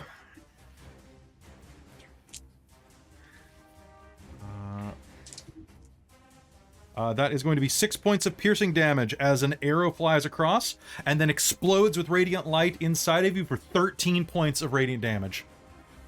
Ooh. Ooh. Yeah, she's down. Oh god. Okay. Okay. No. I'm so sorry, guys. Is this the oh no, the all is lost moment? I think so. Yes. Okay, top of initiative, we have Wrek. I need you to tell me what you are thinking of. What is helping you stay alive? Wrek is still got the taste of orange wedge in his mouth, and he's like transported back in time where his one-armed human mentor was teaching him, actually, ironically, went in an orange grove to try to kick oranges out of the air while he was lobbing it at him. But unfortunately, he was blindfolded at the time, and every time he'd missed, he'd get the feel of a cane across his back. And he remembered that day because all he could smell was oranges and the pain of canes being whacked across his back. And it's similar to the pain he's feeling right about now. Okay. All right. I have made your death save for you. Mulj, as you are lying on the bow of the ship, a blade buried in you, burning you away with radiant light. What do you think of? Mulj is remembering being several other little oozes that consumed, like this members being like a little ooze that then consumed and joined with a whole bunch of others and grew and then realized that they could think, and how exciting that was when they realized that they were a individual who could exist. Okay. I have made your death save for you. You did not immediately die. I rolled a 10. That is how close you were to death right there. Cheshire, what are you thinking about? She's thinking about how excited she's been to finally get a chance to meet somebody else like her. And how much she has enjoyed having a group like this that has been so friendly and welcoming, and she doesn't want to give that up. Okay. I have made a death save for you. And then she stabilizes at 0 hit points because she has periaptive wound closure. Oh, yes, you do. Okay. Good. You can get the role play in. That's good. Francis, while you are unconscious, what vision are you having? I think they're starting to think about Crux, and in a like kind of sweet romantic way, but also in like a finally feeling like they're not like the group always made them feel like they weren't alone, but also that like it was an assurance that they weren't an oddity. They were a real thing, and they weren't just a weirdo, and they love their other weirdos, but it was a nice feeling to realize they weren't the only weirdo. Nice. All right. And you don't need a death save because you're stable. The honor guard will step forward, and the commander will lean out. Surrender yourselves! Your piteous armada cannot defeat the might of Xaryxis. Even now, you are surrounded. And in the distance, you can see 7 young solar dragons emerging from around the bottom of the asteroid. 2 of them flanking either side of the second wind. Around you, you can see ship after ship explode as the Xaryxian Empire doubles down on their attack. Tana, it is your turn. Well, I think she's gonna glance around and see if she can find a healing potion, but I feel like the answer is probably not. Then, I suppose, lean against the door to brace it for a moment, pull out her book, and write someone a little message. Okay. Yeah. So I suppose she'll send a note to the princess, simply saying, my princess, the battle whirls all around, and then what may go well for me, well, it may not. I just want you to know that I've enjoyed our moments together, and I hope to yet live to see your radiant visage once again, and then draw a little squiggly heart. I have no idea that'll come through mental messaging.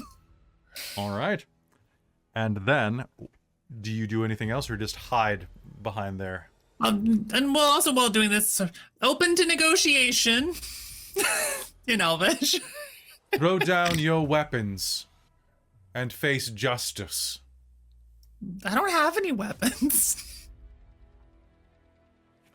And with that, the elven commander will materialize on the bow of your ship, fading in with a starry step.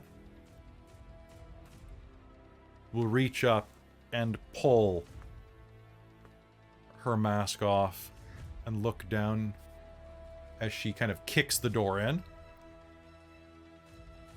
Hello, Tana Starbell. Wonderful to see you Someone again. that Tana knows? It is. Oh no. Wonderful to see you again, cousin. You're just in time for the coronation. I'm glad I could make it. Do a little shy shrug. You watch as your allies lie in state aboard the ship and surrender yourself. Now, prisoners of the Xaryxian Empire, you are taken to the Imperial Citadel to face justice. Maybe this was your plan for getting into the Citadel all along. Maybe not. Either way, all is not lost. And that's where we're going to call game for the day, as you are there. Now, Mulj, I rolled your death saves, and you managed to roll 2 successful death saves after that. Sometimes it's a little nice. So did Wrek. And Cheshire doesn't have to roll. Holy crap, I actually legitimately rolled for you on those, and you succeeded. Congratulations, Jesus welcome. Christ! Oh, that was... I'm sorry. I mean, given permission, Tana would like to try to do medicine to people. But I don't know if they're going to keep you alive so that you can be probably publicly executed.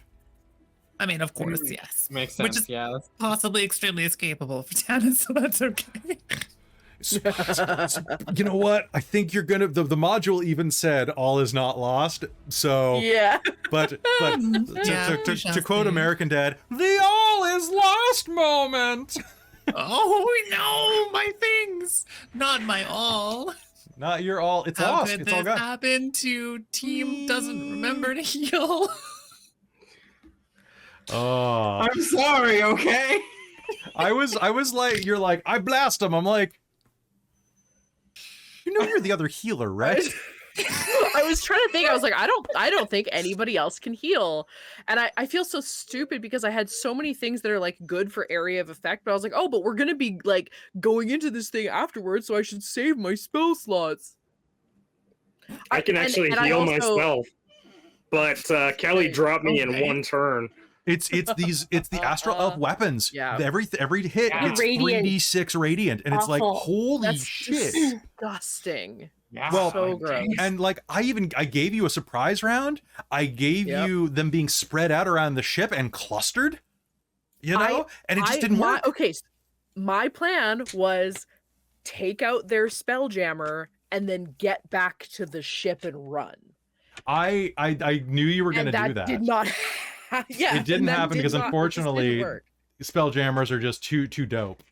Well, I was like secretly hoping that like the floor would fall out or like the person driving it would die, and then I was like, okay, sick. Then we'll just run. At least they'll be scrambling for a bit. Technically, the person who was piloting it did die because Cheshire melted him.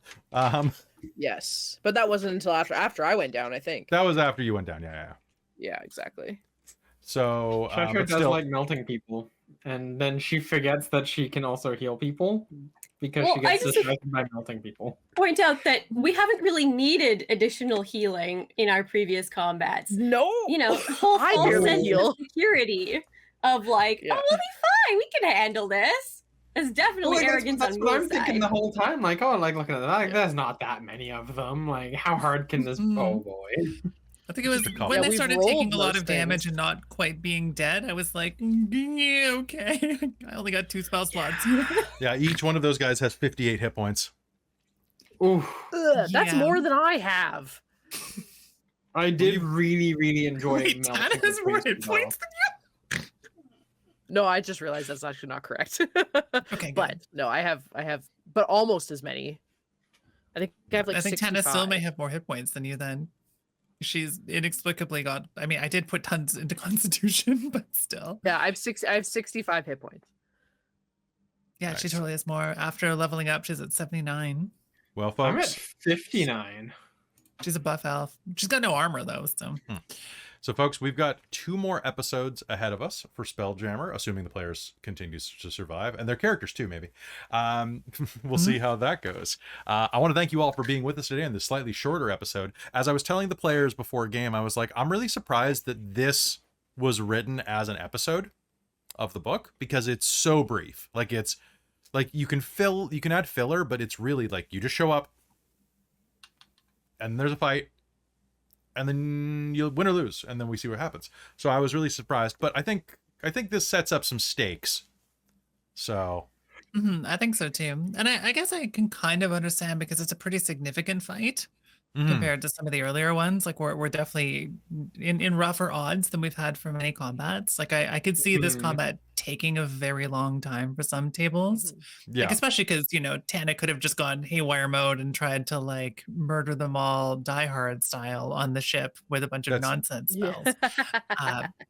And could have certainly had some troublemaking abilities, especially with the ring, but that doesn't seem very fun. So, and also not like what Tana would do. So, but that's the thing, right? You could have just gone in and dropped like 15 fireballs and then just seen if it would happen. But like, that's anyway. Well, could drop one sort of fireball. Well, not you. I'm just saying as a team. Yeah, exactly. What's up, Christa? Well, was this fight affected by our gaining of allies? So in a way, the way that it works is at the 0th initiative, every time you hit 0 initiative, 1 ship on either side dies. Okay.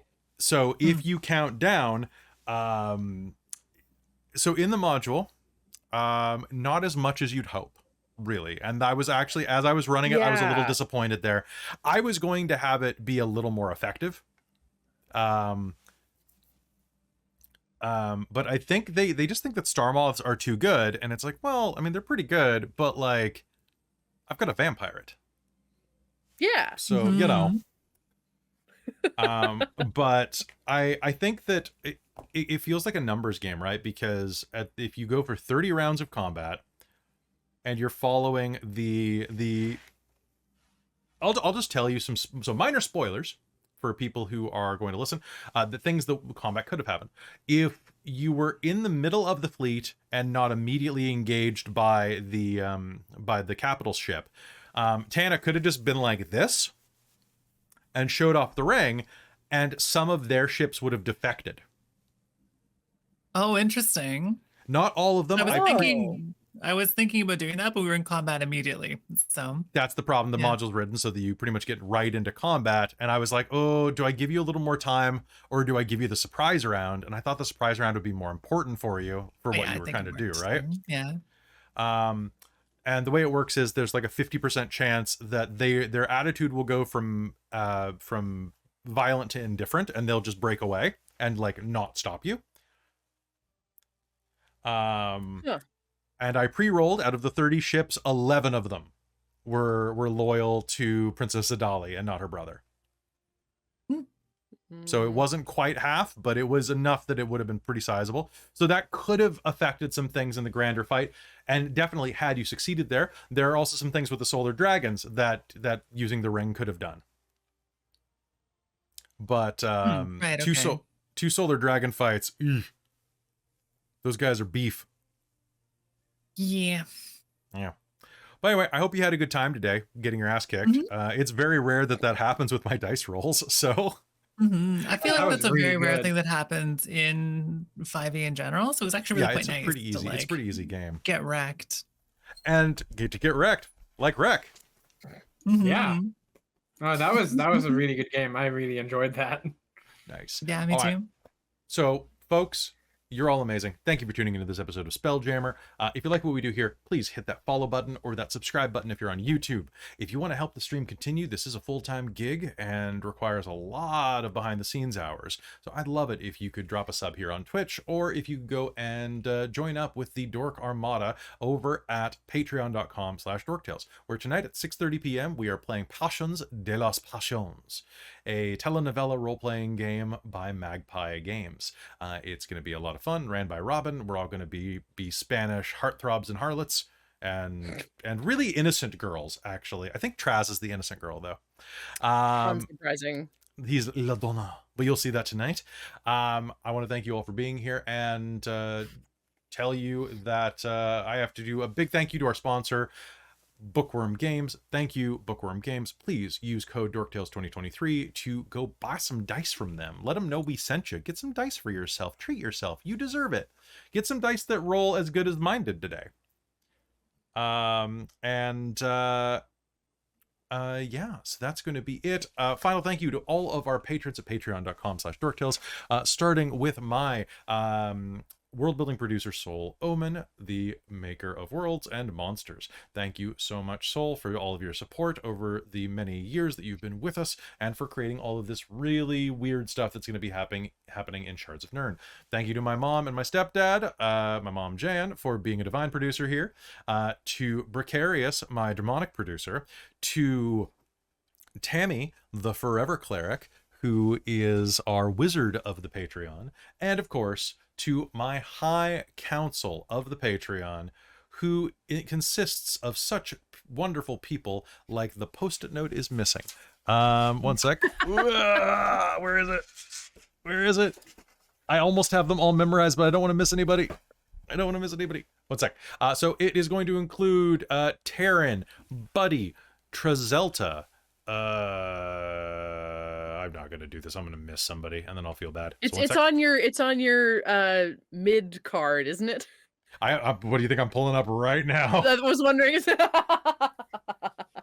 So just fan for a sec.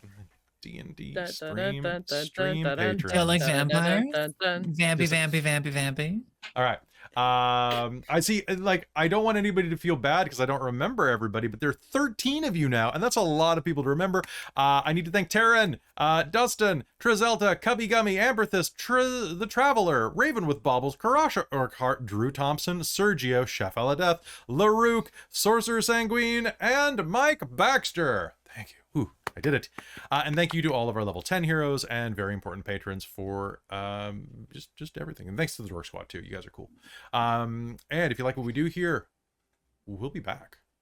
Oh yeah, we'll be back. See you next time on Spelljammer, Light of Xaryxis.